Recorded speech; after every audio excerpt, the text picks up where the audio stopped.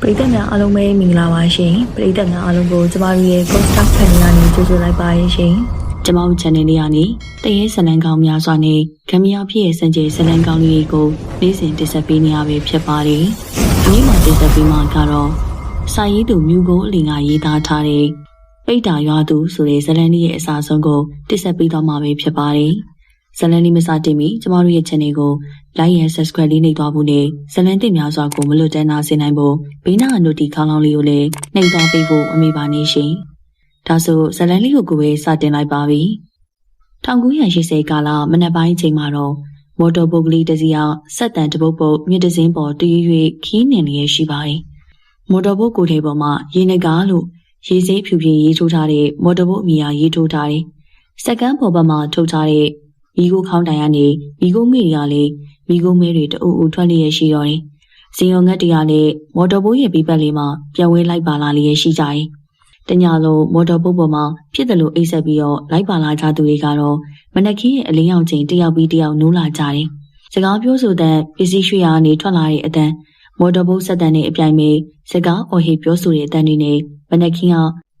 မော်တော်ဘုတ်အတွင်းမှာမြန်စီသွားတော့တယ်မော်တော်ဝမ်းပိုက်တွင်အောင်ကွန်ပျူတာဝီစီစလေရီနဲ့လူလီနဲ့ပြည့်ကျက်နေရော်တယ်လမ်းမဆက်သွယ်ရေးခီးခက်ခဲတဲ့ကာလဖြစ်တာကြောင့်ပင်လေကဲဦးတဲ့နဲ့နီးရဒေသတွေမှာတော့ရေချောင်းခီးမော်တော်ဘုတ်တွေကကျဲပြီးလိုင်းမော်တော်ဘုတ်တွေပြေးဆွဲနေရရှိတယ်လိုင်းမော်တော်ဘုတ်တွေကိုလည်းငွေစင်ရောရှီတိုင်းဖြူပင်းနေပြောစားတဲ့နမေရီနဲ့ပေးထားတတ်ကြတယ်ဝေလူကတော့မော်တော်ဘုတ်ခေါင်းပိုင်းလေးဦးအနီးမှာထိုင်ပြီးတော့ဘေးတစ်ဖက်တစ်ချက်စီမှာတရွေ့ကျန်နေခဲ့တဲ့ဒီရီတော်တွေကိုငေးကြည့်လျက်ရှိနေရော်တယ်အခုမော်တော်ဘုတ်လေးကတော့လမှုတော်ရွာနဲ့ကင်းတန်းမျိုးကိုပြေးဆွဲတဲ့လိုင်းမော်တော်ဘုတ်ဖြစ်ပါတယ်မြို့ဝနီရွာကိုရောက်ဖို့လမ်းမှာတင်ညာအိပ်ပြီးတော့နောက်တနေ့ညနေပိုင်းမှာကင်းတန်းမျိုးကိုရောက်တယ်လမှုတော်ရွာနဲ့ကင်းတန်းမျိုးသားမှာတခြားသောရွာတွေရှိရာကြောင့်ရွာစိတ်တွေမှာရဲရင်လိုက်ပါမဲ့သူတွေအောင်ကိုပစ္စည်းတွေကိုတင်သွားခြင်းဖြစ်ပါတယ်ဝေလူကအသက်20အရွယ်လူပြိုလူလွတ်တယောက်ပါမိသားစုမှာဖခင်ကြီးကဝေလူ73နှစ်သားညီမငယ်9နှစ်သားအရွယ်မှာ96ပါသောယောဂနဲ့ဆုံးမသွားခဲ့တယ်မိခင်ကြီးကနောက်အိမ်နောက်သိထူထောင်ခြင်းမရှိဘဲနဲ့ကျုံရကြပန်းလုကန်ကျွေးမွေးရှာတယ်ဝေလူကလည်းကြောင်းထွက်ပြီးတော့မိခင်နဲ့လိုက်ပြီးစီးပွားရေးဝမ်းရေးအတွက်တတအားကူညီလုပ်ကင်ပေးန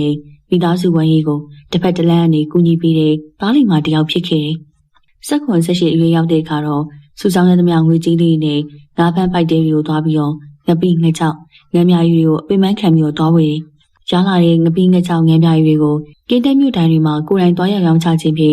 ်အိမ်မိသားစုစားဝတ်နေရေးကိုဖြည့်ရှင်းပြီးတော့ကုန်တယ်ပေါက်စားလေးတယောက်ဖြစ်လာခဲ့တယ်။အစုံပြတဲ့ငါးဖမ်းတဲ့တဲတွေအထီကိုယ်တိုင်ကိုကြသွားဝယ်တယ်လို့ပဲငါးဖမ်းသမားတွေကြိုက်တဲ့အရက်စီးလေးကိုနေပတ်သက်တဲ့ပစ္စည်းတွေကိုဝယ်သွားပြန်ပြီးတော့ရောင်းချတတ်တယ်။လူဝိုင်းတော့ကြိုတင်ကြီးအနေပါထုတ်ပေးတယ်လို့ဆက်ဆံရေးကောင်းတဲ့ဝေလူကတော့အားလုံးနဲ့အစီအပြေအောင်ပေါင်းသိတတ်သူဖြစ်ပါတယ်။ဝေလူကအပိမိုက်ခံစူးစမ်းမှုကြောင့်မိသားစုစီးပွားရေးကလည်းစားနိုင်တောင်းနိုင်ပြည်နေလာတယ်။ဝေလူကမိခင်ဖြစ်သူကိုဘာမှမလုပ်စီတော့ဘဲနဲ့အိမ်မှာနေခိုင်းတယ်လို့ပဲညီမငယ်လေးကိုလည်းကြောင်းဆက်တက်ခိုင်းထားတယ်။တဏီကုံတဏီကမော်တော်ဘုတ်မှာမြစ်ပြင်ပေါ်မှာတွဲသွားနေရောတယ်။နေ့လယ်ပိုင်းလေကြီးကြီးတောက်ပူနေတဲ့အချိန်မှာတော့မော်တော်ပေါ်မှာပါလာသူတွေရောအရေးရတဲ့ပေါင်းမိုးအောက်မှာစုနေကြပြီးတော့ချွေးနဲ့ငပိငှက်ချောက်ငမ်းမြားရီအနက်တွေရော၍အနက်ပေါင်းစုံထွက်နေရောတယ်။ဝေလူအတွက်အဲ့ဒီအနက်တွေအောင်ကြုံဖန်များကြီးရိုးနေပါပြီ။ဘလို့မှမခံစားတော့အတိမိတ်ဆွေမျက်နှာတည်ရည်နဲ့စကားပြောဆိုပြီးတော့တနေကုန်ရှိနေရောတယ်။နေနှင်းကွယ်ပြီးတော့ညမောင်တူရောက်လာပြီးဖြစ်တယ်။မော်တော်ဘုတ်လေးကဆက်တန်တပုတ်ပုတ်နဲ့ဆက်လက်ပြီးတော့ခီးနေစေပါ။ည9နာရီခန့်မှာခီးတစ်ထောင်နာမယ်။ရွာရင်းရှင်တွေကတော့ည9နာရီခန့်မှာရောက်မှာဖြစ်တယ်။အဲ့ဒီရွာစိတ်ကမ်းမှာထမင်းဆိုင်လေးရှိရာကြောင့်ရွာရင်းရှင်ရောက်မှထမင်းစားတော့ပြီးတော့တညအိမ်နာပြီးနောက်နေ့မိုးလင်းမှပဲကင်းတက်မြို့ခီးဆက်လက်ထွက်ခွာမှာပါ။ညမောင်လာနဲ့နေယိုမီလုံးလေးတစ်လုံးကိုပေါမိုးအတွေ့ဆက်သမားကထွန်းလိုက်တော့တယ်။နေကုန်မော်တော်ဘုတ်ပေါမိုးအတွင်းမှာနေပြီးတော့လိုက်ပါလာသူတွေကတော့အားလုံးကပြင်းညီငွေစွာရှိနေကြတယ်။ည9နာရီခွဲခန့်ချိန်တော့ဟာဘာဖြစ်တာလဲမုံတိုင်းထင်နေမုံတိုင်းလာနေပြီရုတ်တရက်လေပြင်းတွေ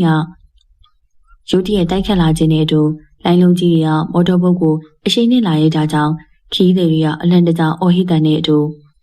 ဝင်စီစလေတွေကလည်းမော်တော်ဘုတ်အတွင်းဟိုတီပြဲကျန့်ကုန်ကြတယ်ရုတ်တရက်ဆိုင်းမစင်ပုံမစင်မုံတိုင်းနဲ့ကျုံလာတာကြောင့်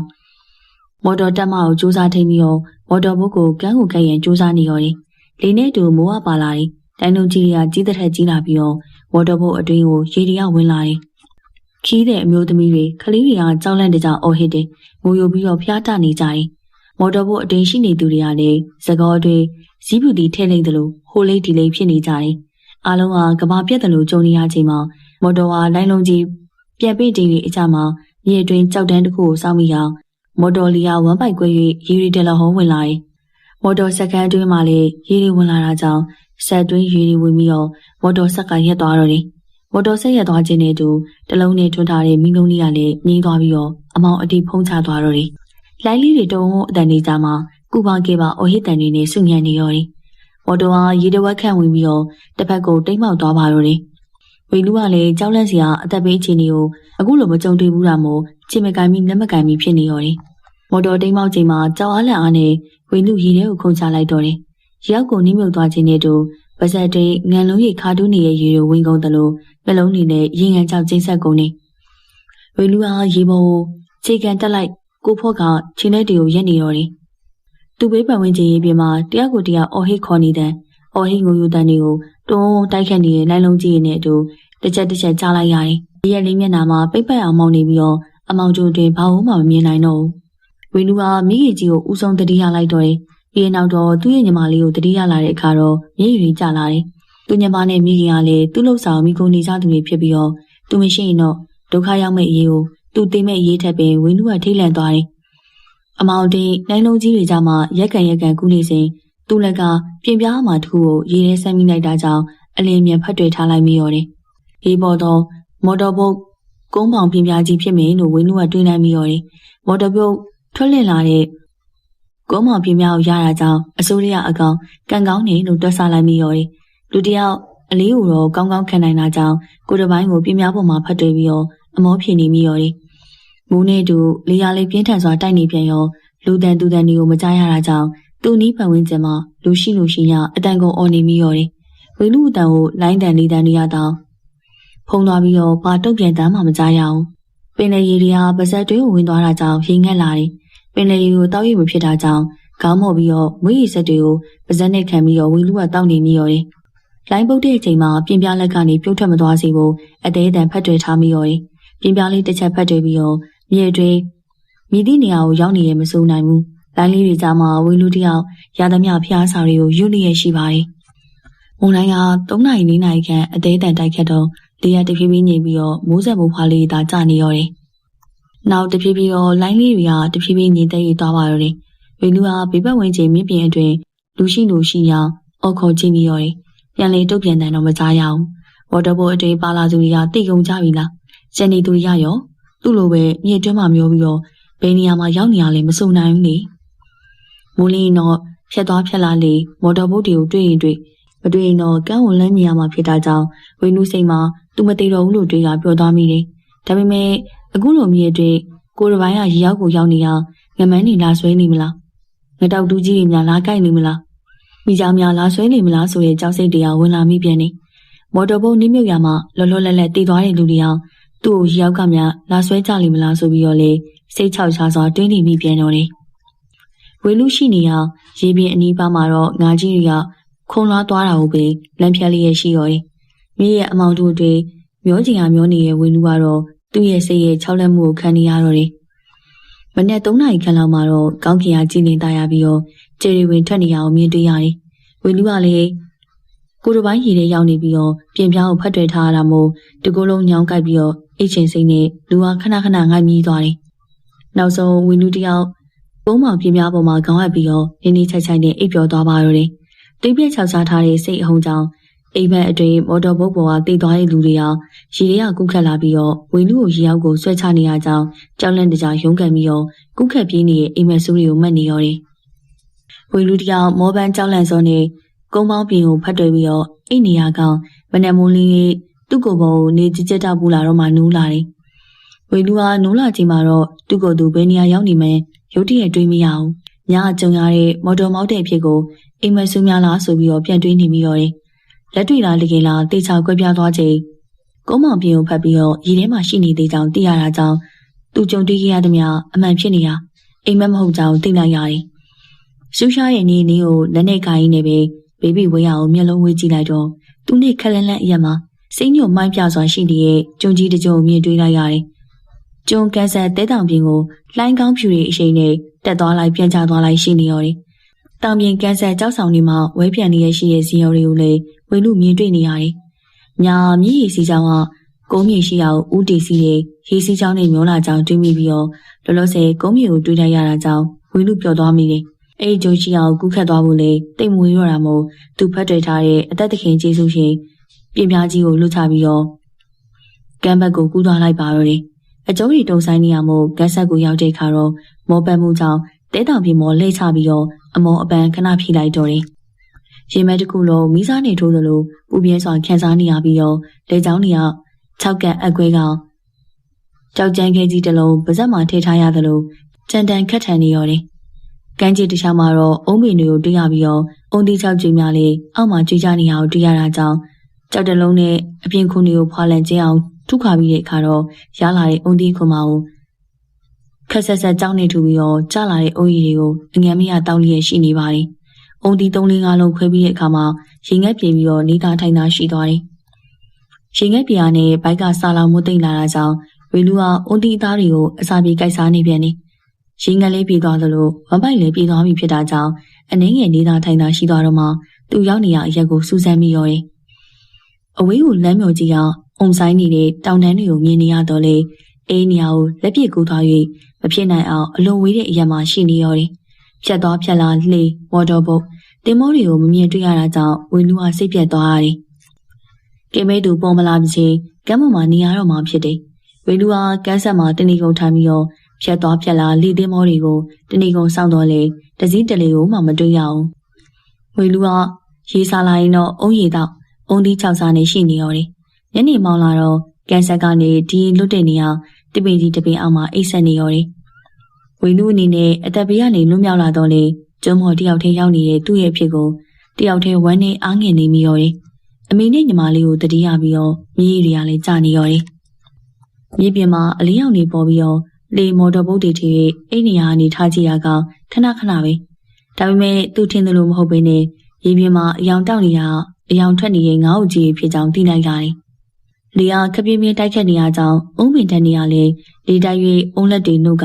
တဟဲဟဲမြည်တဲ့ရေပြင်ုံတိုက်ခတ်၍တရှိရှိမြည်တဲ့လိုင်းလုံးကြီးရာကမ်းမကြောက်ဆောင်တွေကိုတဝဝတဝဝမြည်တဲ့နေရာတယောက်တည်းအပေါင်းထဲမှာရှိနေတဲ့ဝေလူအတွက်တော့စိတ်ချောက်ချဖွယ်ရာဖြစ်နေရောတယ်။အိမ်လုံးနဲ့အမောင်တွင်ငုံတုတ်ထိုင်ပြီးတော့ဟိုကြီးတကြီးနှုံနေတဲ့ဝေလူဟာမိုးလင်းခါနီးမှာအိပ်ပျော်သွားတယ်။နိုးလာတဲ့အချိန်မှာနေတော်မြင့်နေပြီဖြစ်တယ်။နိုးလာတဲ့ဝေလူကတော့ဝမ်မိုက်ကတကြုတ်ကြုတ်ပြီးအောင်ဆလောင်နေရောတယ်။အုံးသီးချောက်အသားတွေကိုကိုက်ဝါပြီးတော့အေးဆုပ်ပြီးအဖက်ကိုထွေးထုတ်ပြီးတော့အစာပြေစားထားတာကြောင့်ဝမ်မိုက်ကတကြုတ်ကြုတ်ပြီးဆလောင်နေရရှိနေရောတယ်။သူ့အနေနဲ့ဖြတ်သွားဖြတ်လာလေမော်တော်ဘုံမတွေ့ခင်တော့အစာအာဟာရလိုအပ်တဲ့အပြင်ရေလိုအပ်နေပါတယ်။ဒါကြောင့်မို့ကျိုးရဲ့အတွင်းပိုင်းဝင်ပြီးတော့ရေနဲ့စားကောင်းတဲ့တည်တည်ဝလံတွေကိုရှာဖွေဖို့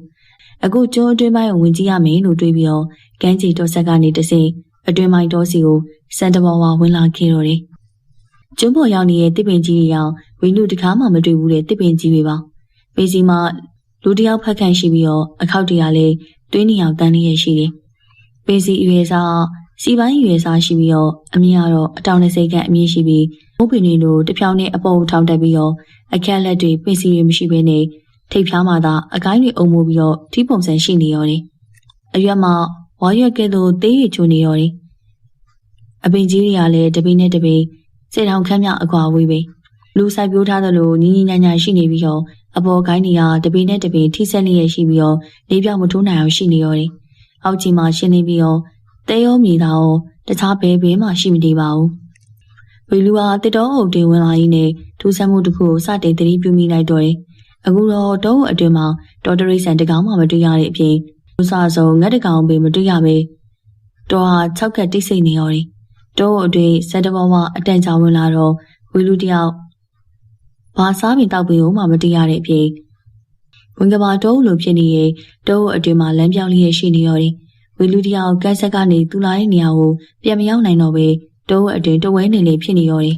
။အပင်နေရာလေတပင်နဲ့တပင်ဟာဆင်တူနေပြီးတော့ကန်းဆက်ကိုပြန်ထွက်မနိုင်ခြင်းဖြစ်ပါတယ်။မောပန်းစာလောင်ရင်ငတ်နေတဲ့ဝေလူတယောက်တစ်ပင်ကြီးတစ်ပင်ကိုမိထိုင်ပြီးတော့စိတ်ပြက်လက်ပြက်ထိုင်ချလိုက်တော့တယ်။ ခဏမြအမောပန်းဖြေထိုင်နေချိန်မှာဝေလူနာအတွင်းမှာရေချတန်တဲ့ကိုတော်ရင်းတနေရာကနေကြားနေရတယ်။ဝေလူကလည်းရေတန်ကြားတာကြောင့်ထိုင်နေရာကနေစက်ကနေမတက်ရလိုက်တော့တယ်။ပြီးရင်နောက်တော့ရေတန်ကြားရအရက်ကိုတရွေ့ရွေ့လျှောက်လာခဲ့တော့တယ်။ဝေလူကလောလောဆယ်ကြုံနေရတဲ့တောကရီပြောက်ပြီးတော့ဝမ်းသာပျော်မြူးသွားတယ်။အကြောင်းကတော့ကြောက်တုံးကြောက်ဆောင်နေနဲ့ရေတတင်တင်စီးနေတဲ့စမ်းချောင်းငယ်တကူတွေ့လိုက်ရတာကြောင့်မှ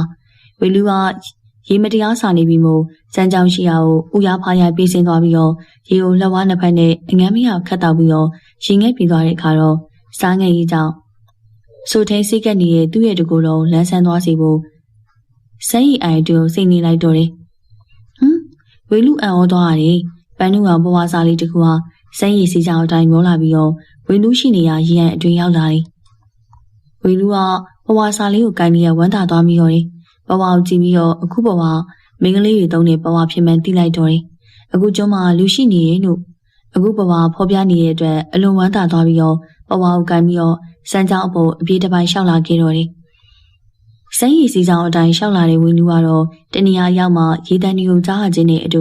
မင်းကလေးတဆူကြီးစဲနောက်ပြောင်တန်းတွေကိုကြားလိုက်ရတယ်။ဝင်းလူကအတန်ကြားကိုလျှောက်လာပြီးတော့စမ်းကြောင်းအနီးတစ်ပင်တစ်ပင်အောက်မှာထိုင်နေတဲ့မင်းကလေး၃ယောက်ကိုတွေ့ရတယ်။မင်းကလေး၃ယောက်ကအစိမ်းရောင်အနီရောင်ပန်းရဝတ်စားတွေကိုဝတ်ဆင်ထားကြတယ်။၃ယောက်လုံးကအသားဖြူလေးနဲ့တယောက်တစ်မျိုးစီချုံမောလှပသူလေးဖြစ်ပါတယ်။ဝေလူမင်းကလေးထံကိုဦးတီလျှောက်သွားပြီးတော့မင်းကလေး၃ယောက်ကဝေလူကိုစိုက်ကြည့်နေကြတယ်။ပန်းရဝတ်စုံဝတ်ထားတဲ့မင်းကလေးရဲ့မျက်လုံးတွေကဝေလူကင်လာတဲ့ပဝါကိုစိုက်ကြည့်နေရရှိနေရောတယ်။ပဝါကြီးမျောပြီးဖူးစာရှင်ရှာတာတရဖီငါတော့ဖူးစာရှင်တွေ့သွားပြီဟဲ့။အနီအောင်ဝဲမင်းကလေးကပြောလာခြင်းဖြစ်ပါတယ်။ဟုတ်ပါဒိုများအလေးကြတော့ပဝါရီဆုံးသွားတာပဲအဖက်တင်နေတရဖီတို့များနော်ပဝါလေးပြန်ရဖူးစာရှင်နဲ့ရှေ့ကိုဆက်ဆက်မြက်မြက်ရောက်လာနေအစင်ကိုပြေးလို့ဟေ့နင်တို့ကလည်းဘာစကားပြောနေရလဲပန်းနူရဝတ်စုံနဲ့မင်းကလေးကရှေ့ရွံ့စွာပဲပြောလိုက်ခြင်းမှာဝီလူသူတို့ရှေ့ကိုရောက်လာချိန်မှာတော့မင်းကလေး၃ယောက်ကမျက်နှာဘူးတက်လိုက်ကြတော့တယ်ဒီဟာငါညီမတို့ကဒီကျွန်းမှာနေကြလားမသိဘူးအကိုမော်တော်မောက်ပြီးတော့ဒီကျွန်းကိုရောက်လာတာပါတခြားမင်းကလေး၂ယောက်ကပန်းရဝင်းမင်းကလေးကိုတတောင်နဲ့တွပ်ပြီးတော့ဝင်းလူကိုမျက်စာပြေးပြီးစကားပြန်ပြောရန်အတန်တိတ်တိုက်တွန်းနေကြတယ်။ဟုတ်ကဲ့ဒုက္ခရောက်လာသူရဲ့ကျမတို့ရွာဒီနားမှာရှိတယ်လိုက်ခဲ့ပါအကိုမင်းကလေးကတခြားဘာစကားအမေးမြန်းမှမရှိဘဲနဲ့ရှေ့ကဦးဆောင်သွားနေရကြောင်းဝင်းလူကနောက်ကနေလိုက်ခဲ့တော့တယ်။လမ်းဦးကြီးမမေရရမရှိတဲ့တတော်အုပ်တွင်မှာတော့ဟိုကွေ့ဒီဘက်နဲ့တနားရီခန့်ရှောက်လာကြပြီးတဲ့ချိန်တော့ဝင်းမြေတစ်ခုမှာအင်္ဂလိပ်တွေအစီအရေးဆောက်လုပ်ထားတာကိုတွေ့ရတယ်။ရွာနီးရောက်လာတဲ့အခါတော့ရွာမှာလမ်းတလန်းတဲသာရှိပြီးတော့လမ်းတစ်ဖက်ကတော့အိမ်စေလုံးသာရှိကြောင်းကိုရွာလန်းအတိုင်းရှောက်လာရင်းနဲ့တွေ့လိုက်ရတယ်။တဏီမိုးတစ်သားပြင်ကခြေရန်ရှိအိမ်များမှာတိမ်နဲ့တိမ်ပုံစံတူကြီးဖြစ်ကြတယ်။အိမ်ကိုချောင်းရင်းခတ်ထားခြင်းမရှိကြပါဘူး။တိမ်နဲ့တိမ်အကွာဝေးကပြီးနေစိတ်ခန့်အကွာဝေးရှိပြီးတော့လမ်းတစ်ဖက်တစ်ချက်စီမှာအိမ်တွေကလည်းတိမ်နဲ့တိမ်မျက်နှာချင်းဆိုင်အနေထားရှိကြတယ်။ထူးခြားမှုဖြစ်ရွာသူရွာသားတွေကိုတယောက်မှတွေ့ရခြင်းမရှိသလိုအိမ်မွေးတရိတ်ဆန်တဝက်ခွေးတွေကိုလည်းမတွေ့ရဘူး။တရားလုံးမှာအိမ်တွေမှာလူရင်းလူရောင်မတွေ့ရဘဲနဲ့အင်တကားတွေပိတ်နေတဲ့တိတ်ဆိတ်ငင်းတန်းရရှိနေကြောင်းရွာလမ်းမပေါ်ရှောက်လာရင်းနဲ့ဘေးတစ်ဖက်တစ်ချက်ကအိမ်တွေကိုတတိထားကြည့်လာတဲ့ဝေလူကမြင်တွေ့နေရတယ်။မင်းကလေး၃ယောက်နဲ့ဝေလူစဝင်လာတဲ့တောင်ဘက်ရွာလမ်းစပြီးတော့ဝင်လာခြင်းမှာမြောက်ဘက်ရွာထိပ်ကိုရောက်တဲ့အခါတော့မင်းကလေးရောင်လက်ဝဲဘက်ချမ်းအစွန်းဆုံးအိမ်ကိုရှောက်သွားပြီးတော့အိမ်လေးကနေတစ်စိအိမ်ပေါ်တက်ပြီးတော့ဝေလူကပါအိမ်ပေါ်တက်ဖို့ပြောရအောင်ဝေလူလည်းအိမ်ပေါ်တက်လာခဲ့တော့တယ်။အိမ်ပေါ်မှာလူကြီးမိဘတွေကိုမတွေ့ပါဘူး။မင်းကလေး၃ယောက်ကအိမ်ရဲ့အိမ်ကမ်းမှာဝင်ထိုင်ပြီးတော့ဝေလူကလည်းမင်းကလေး၃ယောက်ရှိမှဝင်ထိုင်လိုက်တော့တယ်။အစိမ်းရောင်ဝေမင်းကလေးကစကားစတင်ပြီးပြောလာတယ်။ကျမတို့၃ယောက်ကပဲစပြီးတော့နာမည်ကိုမိတ်ဆက်ပြရစီ။ကျမနာမည်ကကနမာတဲ့။သူကတော့အင်ဂျင်ရှင်းရဲ့ဘဝပိုင်းရှိရတော့တရက်ဖီတဲ့။ကျမတို့၃ယောက်ကအချစ်ဆုံးတင်ငယ်ချင်းနေလေ။ဟုတ်ကဲ့ကျွန်တော်နာမည်ကဝေလူပါ။အစိမ်းရောင်ဝေမင်းကလေးအမည်ကကနမာတဲ့အနီရောင်ဝေမင်းကလေးအမည်ကအင်ဂျင်လို့သိရပြီးတော့ဝေလူစမ်းကြောင်းမှာကောက်ရတဲ့ဘဝပိုင်းရှိမိရတော့တရက်ဖီလို့သိလိုက်ရတယ်။ဒါနဲ့ကိုဝင်းတို့ဒီကျွန်းဘယ်လိုရောက်လာလဲ။ဒီကျွန်းအကြောင်းရောကြားဘူးလား။အကူကမော်တော်နဲ့မြို့ကုန်းတက်ရောက်မှုထွက်လာရင်းနဲ့မုံနိုင်မိပြီးတော့မော်တော်ဘုံမောက်ရကနေဒီကျွန်းကိုရောက်လာတာပါ။အစိမ်းရောင်မင်းကလေးကနမာပဲရင်းမြလာခြင်းဖြစ်ပြီးတော့အင်ဂျင်နဲ့တရက်ဖီဟာရင်းသက်စွာရှိနေကြတယ်။ဝေလူကသူ့မော်တော်ဘုံမောက်ရေးအကူကျွန်းကိုရောက်လာတဲ့အကြောင်းလေးကိုအသေးစိတ်ပြောပြလိုက်တော့တယ်။ကိုဝင်းလူပြောစကားအရဆိုရင်တော့ကိုဝင်းလူကလူပြိုလူလွတ်တယောက် အမေနဲ့ညီမကိုလောက်ခံကျွေးမွေးနေတဲ့သူပေါ့ဒီလိုဆိုရင်တော့နေရာကျတာပေါ့ဗျာဘာနေရာကျလဲဘာမှမဟုတ်ပါဘူးဟေ့ကိုဝေလူနောက်ကျောင်းနေအကုန်တည်ထားရပြီဆိုတော့လူဆိုးလူကောင်းမှန်ခွဲခြားလို့ရတယ်ပြောတာပါစကားခဏပြတ်သွားချိန်တော့တရဖီဆိုတဲ့မိန်းကလေးကအိမ်တွင်းကိုဝင်ပြီးတော့အသီးနှံတွေကိုထည့်ထားတဲ့လင်မန်းလေးကိုကင်ပြီးတော့ပြန်ထွက်လာတယ်အကိုစားနေရောပေါ့စားစရာကဒီအသီးနှံတွေပဲရှိတယ်စားလိုက်ပါအောင်အားနာစရာမရှိဘူးနော်စားတာစားကိုဝေလူညနေကျတော့မှထမင်းစားတော့ကိုဝေလူရဲ့အခုချိန်အသီးနှံလေးစားပြီးတော့ဗိုက်ဖြစ်ထားပါအောင်တရဖီကလောကုစကားကိုကနမနဲ့အင်ဂျင်ကလောကုစကားဆိုကြတယ်ပန်သီးလိုလက်သီးစုပ်ခန့်အသီးသုံးလုံးကမှဲ့ဝင်းပြီးတော့မွေးတေးတေးရနန်းနဲ့ရောင်စင်းအောင်ဝင်းဝါလေးရရှိနေရော်တယ်ဒီအသီးကိုတစ်ခါမှမတွေ့ဘူးမမြင်ဘူးအခုမှမြင်ဘူးချင်းသာဖြစ်ပါတယ်ဝေလူကဆာလာမိုးတိတ်စွာလွန်နေရမို့အသီးတစ်လုံးယူပြီးတော့တကိုက်ကိုက်လိုက်ရလူကြီးစွာပဲအသီးအတွင်းကိုတွားနစ်ဝင်သွားသလိုအမွေးရနန်းကိုလည်းပုတ်ပြီးတော့အနီးကပ်ရှူရှိုက်လိုက်ရတယ်ရှာတွေးစိတ်၍အလွန်ရတာရှိတာကြောင့်အသီးသုံးလုံးကိုတခဏအတွင်းကောအောင်စားလိုက်ရမကြီးစိတ်ကအစီသုံးစီကျန်နေခဲ့တော့တယ်အသီးသုံးလုံးကိုနေခါတော့တရဖီကမ်းမိလာတဲ့ရေတုပ်ခတ်ကိုဝေလူကတောင်းလိုက်ချိန်မှာပဲကောင်းတွင်တည့်ရမူလာပြီးတော့နောက်ဆုံးအဖြစ်တတိနေမိမျောသွားတော့တယ်ဝေလူကကျမ်းမြေပေါ်မှာနင်းနေကြအိတ်ဆက်နေရော်တယ်မိန်းကလေး၃ယောက်အိတ်ဆက်နေတဲ့ဝေလူကိုကြည့်ပြီးတော့ဒီတို့စကားပြောနေကြတယ်အတန်ကြာတဲ့အခါတော့ကနမာနဲ့အင်ဂျင်ကအင်ရောက်ကိုဆင်းသွားကြတယ်ဝေလူနေချိုက်စွာပဲအိမ်မောချနေချိန်မှာတရဖီကဝေလူအနီးကျုံကျုံလေးထိုင်ပြီးတော့ဝေလူရဲ့မျက်နှာကိုတစိမ့်စိမ့်ကြည့်နေရော်တယ်ဒီယောက်ျားသားကျုံမော်စားတဲ့နေရာစားပြီးတော့သူမတို့သိနေရော်တယ်ဒီလူဘာလို့မလဲစောင့်ကြည့်နေခဲ့ကြတယ်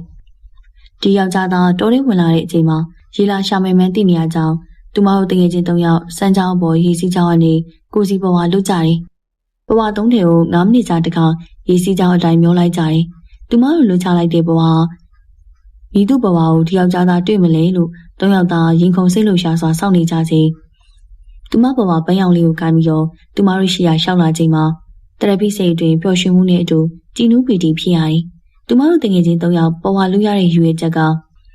၃ယောက်ထက်တယောက်ဘယ်သူနဲ့ဖူးစာဆုံးမလဲဆိုပြီးပြောပြီးတော့လွတ်ချခြင်းဖြစ်တယ်။အခုတော့ဒီယောက်ျားသားသူမဖူးစာပဲဖြစ်ုံမကောင်းသူမအိမ်ကိုပင်ရောက်နေပြီဖြစ်တယ်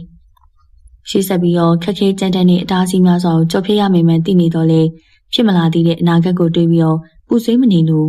့လက်ရှိဖြစ်တည်မှုအခြေအနေကိုကြည်နဲ့ပျော်ရွှင်အောင်နေမယ်လို့စိတ်ကူးထားတယ်။ဝေလူစက္ကနဲ့နိုးလာတယ်။သူနိုးလာချိန်မှာတော့အမောင်ရိပ်တန်းနေပြီဖြစ်တယ်။လက်ဆွဲမီးရင်ငယ်လေးတစ်လုံးသူ့အိတ်နေရအပေါ်ထုတ်တန်းမှဆွဲထားရမှာဝါချင်းချင်းမီးအောင်လေးဖြာဆင်းကြနေတယ်။သူဘလို့ပဲပုံအိပ်ပျော်သွားတာကိုတော့ဝေလူတွေးမရပါဘူး။သူမိန်းကလေး၃ယောက်နဲ့စကားပြောပြီးတော့အသီးနှံနေစားတော့ခဲ့တာကိုတော့တတိရတယ်။တခြားဘာလို့မှဝေလူတတိမရတော့ပါဘူး။အခုသူထိုင်နေတဲ့အိမ်ခန်းမှာအိတ်နေခြင်းဖြစ်ပြီးတော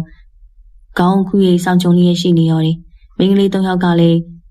ဘယ်နေရာရောက်နေကြတယ်မဆိုနိုင်ပါဘူး။တိန်လုံးသူတယောက်တည်းရှိရဲ့ပမာတိတ်ဆိတ်ငြိမ်သက်စွာရှိနေရော်တယ်။ထားထိုင်ရန်အာယူလိုက်ချိန်တော့သူကောင်းတစ်ခုလုံးမူးနောက်ပြီးတော့လူကအာရင်နေကုံဆုံးနေသလိုခန်းစားနေရပြီးအဖျားရှိန်ငွေ့ငွေ့တက်နေအောင်ခန်းစားလိုက်ရတယ်။ဝေလူတယောက်သူဖျားနေပြီလို့သိလိုက်ရတယ်။အိမ်လေးကားစီကနေအပေါ်လူတယောက်တက်လာတဲ့ကိုဝေလူကြားနေရတယ်။အကိုနိုးနေပြီလား။အကိုကိုဘူးတက်နေလို့စေးသွားယူနေရ။စိတ်ပြုံးလေးစားပြီးတော့တောက်လိုက်ရအောင်နော်။ညီမတော့ခုလိုက်မယ်။ကျေးဇူးပါငါညီမရဲ့ဘလို့ရှော့အောင်လို့တူလို့ဖြစ်နေပါပြီ။တရဗီဆိုတဲ့မိန်းကလေးကအိမ်မော်တက်လာရင်းနဲ့ဝေလူကိုလမ်းပြောရင်အိမ်တွင်းပိုင်းကိုဝင်သွားပြီးတော့စံမျိုးတစ်ပတ်ခန့်ယူလာချိန်မှာတော့ဝေလူကအာနာစကားဆုံးမိခြင်းဖြစ်ပါတယ်။ဝေလူထထိုင်ရန်တရဖီကဘေးကနေကူညီထိမ့်မှတ်ပေးတယ်။အိမ်နောက်တော့စံမျိုးကိုတရဖီကဝေလူကိုခွန်ချရဝေလူကလည်းသုံးလေးစုံတောက်ပြီးတော့စက်မတောက်လိုတာကြောင့်ရက်လိုက်တော့တယ်။မကြီးစိတ်ကအရွယ်စေးပင်စေးရက်တွေကိုထူးချိတ်လုံထားရတူတယ်။စေးနှလုံးကိုတရဖီကတိုက်လာတော့ဝေလူကစေးကိုတောက်ပြီးတော့ဆောင်ကြုံကမင်းနေရောတယ်။တရဖီကဝေလူအနီးမှာထိုင်ပြီးတော့စောင့်နေနေရရှိတယ်။ဝေလူကတညလုံးကိုဘူးမကြကြောင်ကရမ်းပြောနေတာတရဖီကမအိပ်ပဲနဲ့ဝေလူအနီးမှာစွေရည်တကြီးရှိနေရောတယ်။မနေ့မိုးလင်းကန်ဒီမှာဝေလူကနေချိုက်စွာပဲအိမ်မောချသွားတော့မှတရဖီနဲ့ဝေလူရဲ့မနီးမဝေးမှာကူကွင်းလေးအိပ်ပျော်သွားတော့တယ်။ဝေလူကနောက်တစ်ရက်မှာကိုဘူးကြောက်၍နေသားထိုင်သားရှိသွားတယ်။ဒါပေမဲ့သူ့တကူလုံးအားရင်ချင်းနေနေရမို့အိယာမှာလဲနေရတယ်။ကနမာနဲ့အင်ဂျင်ကနောက်ထပ်တစ်ချိန်မှမမြင်တွေ့ရဘဲနဲ့တိန်လုံးဝေလူနဲ့တရဖီနှစ်ယောက်ထဲသာရှိနေပြီးတော့ဝေလူအပေါ်အလေးသွားတာအစားတရဖီကတွဲ၍လိုက်ပို့ရပြီးတော့ဝေလူကမျက်နှာတွေထူပူပြီးတော့တရဖီကိုအားနာနေမိတော့တယ်။ညီမကတယောက်တည်းနေရလား။အိမ်မှာလည်းဆွေမျိုးသားချင်းတယောက်မှမတွေ့ပါလား။ညီမငယ်ငယ်လေးကဆုံးသွားကြပါပြီ အတော်တယောက်ကပဲအရွယ်ရအောင်ကျွေးမွေးဆောက်ရှောက်ခဲ့တာအဲ့အတော်ကလည်းလွန်ခဲ့တဲ့3နှစ်လောက်ကဆုံးသွားတော့ညီမတယောက်တည်းပဲရှိနေရပါအကိုညီမဘဝတယောက်တည်းအထီးကျန်လိုက်တာတယောက်တည်းရှိနေရတော့စိတ်အားငယ်မှာပေါ့အရင်စိတ်အားငယ်မှုတွေရှိတာပေါ့အခုတော့စိတ်အားမငယ်တော့ပါဘူးအထီးကျန်နေတဲ့ညီမဘဝတွေအခုရောက်လာပြီပဲညီမအထီးမကျန်တော့ပါဘူးအကိုညီမပဲရှိနေရလုံခြုံသလိုခံစားရတယ်ပျော်တယ်အကိုညီမကိုမထားခဲ့ပါနဲ့နော်အော်ညီမရဲ့အရေးလေးနေတဲ့မျက်လုံးလေးတွေရှိုက်တန်စွနေတဲ့စကားတန်လေးတွေနဲ့ပြောပြီးတော့ဝေလူရဲ့ရင်ဝင်နဲ့ခေါင်းလေးတွန်းဝင်လာတဲ့တရဖီခေါင်းကနေစံရွယ်နည်းတွေကိုဝေလူကဖောက်ဖတက်ပေးနေရတယ်တရဖီနဲ့ဝေလူကြောင့်တန်ရုံးစင်ကျိုးကတီးပြီးတီးတိုးရတာရေးပတ်လာတယ်ဝေလူကအစပထမနေကောင်းရင်ပြန်မှုကိစ္စပြောပြမယ်လို့တွေးထားတယ်မိရင်ဖြစ်သူနဲ့ညီမတို့ကဝေလူမော်တော်ဘုံမောက်ရကနေစုံမသွားရင်လို့ထင်ကြမှာတော့ကျင်းတီမလွယ်ပဲဒါဖြစ်သူတေဆုံးခြင်းအတွက်မိခင်ကြီးကဖြည့်မစဲနိုင်ခံစားနေရလိမ့်မယ်ဝေလူမရှိခြင်းအတွက်ဝေလူရှာဖွေထားတာတွေကိုထိုင်ပြီးတော့စားတော့ရေးကုန်တဲ့အခါတော့ကျောင်းသူညီမလေးနဲ့ဘာလုပ်တယ်လုပ်ကန်ပြီးတော့ရှာဖွေစားတော့နေကြမလဲတွေးမိတဲ့အခါတော့ဝေလူရင်ဟာပူလောင်လာပြီးတော့ချက်ချင်းပြန်လို့စိတ်နဲ့ပေါ်လာတတ်တယ်တရဖီအပေါ်မှာတန်ရုံးစင်တစ်စင်တိုးပြီးတော့ချစ်ချင်းနဲ့တနာကျူနာရောစွတ်တဲ့စိတ်ခံစားမှုတွေနဲ့တိုးနေပြန်ရအောင်တရဖီကိုလည်းချက်မထားရနိုင်အောင်ရှိနေရတယ်တရဖီကဝေလူကိုမျက်စိအောက်ကအပြမခံလူလေးသေးမရှိဂီးဆိုင်ပေးရှာတယ်ဝေလူကဘေးပတ်ဝန်းကျင်အိမ်ဒီမှာလူရိပ်လူရောင်မတွေ့ရတဲ့အပြင်လူတန်သူတန်လည်းမကြားရတဲ့အတွက်ထူးဆန်းနေတဲ့အတွက်တရဖီကိုအဲ့ဒီကိစ္စကိုမေးမြန်းကြည့်ရတယ်ညီမရဲ့ဒီရွာကလူတွေကိုတယောက်မှမတွေ့မိပါဘူးကနမာတို့အင်ဂျင်တို့တော့မတွေ့ရတော့ဘူးဘယ်ရင်းနဲ့ရောက်နေကြရလဲရှိပါရဲ့ကိုရဲ့ဝိုရင်းကာလာရောက်ခံနေပြီဆိုတော့လေကွက်တီတွေသွားပြီးလိုအပ်တာတွေတနေကုန်လုပ်နေကြတာကနမာနဲ့အင်ဂျင်ကသူများတွေကိုလိုက်ကူတာလေဒီเจ้าနေနောက်ကျရင်တော့အခုအကုန်တိလာပါလိမ့်မယ်တရဗီတန်ကနေကျင်းနှန်းလောက်တဲ့အဖြစ်ကိုဝင်လို့မရပါဘူးဒါနဲ့ဒီနေရာနေပြီးတခြားကိုသွားရင်နေတွေမရှိဘူးလားတခြားလာတဲ့သူတွေရောမရှိဘူးလားညီမတို့ကပြပနဲ့အဆက်အသွယ်မရှိဘူးကိုရဲ့ဒီကျောင်းကလည်းပြီးဘယ်နေရာမှမသွားကြသလိုတခြားနေရာလူတွေကလည်းဒီရွာကိုရောက်မလာကြဘူးလေအကူကဒီရွာကိုပထမဆုံးရောက်လာတဲ့အပြင်လူပဲအထူးဆန်းပါလားတရဖီရဲ့ဖြေကြောင်ဝီလူတယောက်အားတင်သွားရတယ်ပတ်ဝန်းကျင်နဲ့အဆက်ဆက်မလုပ်ပဲ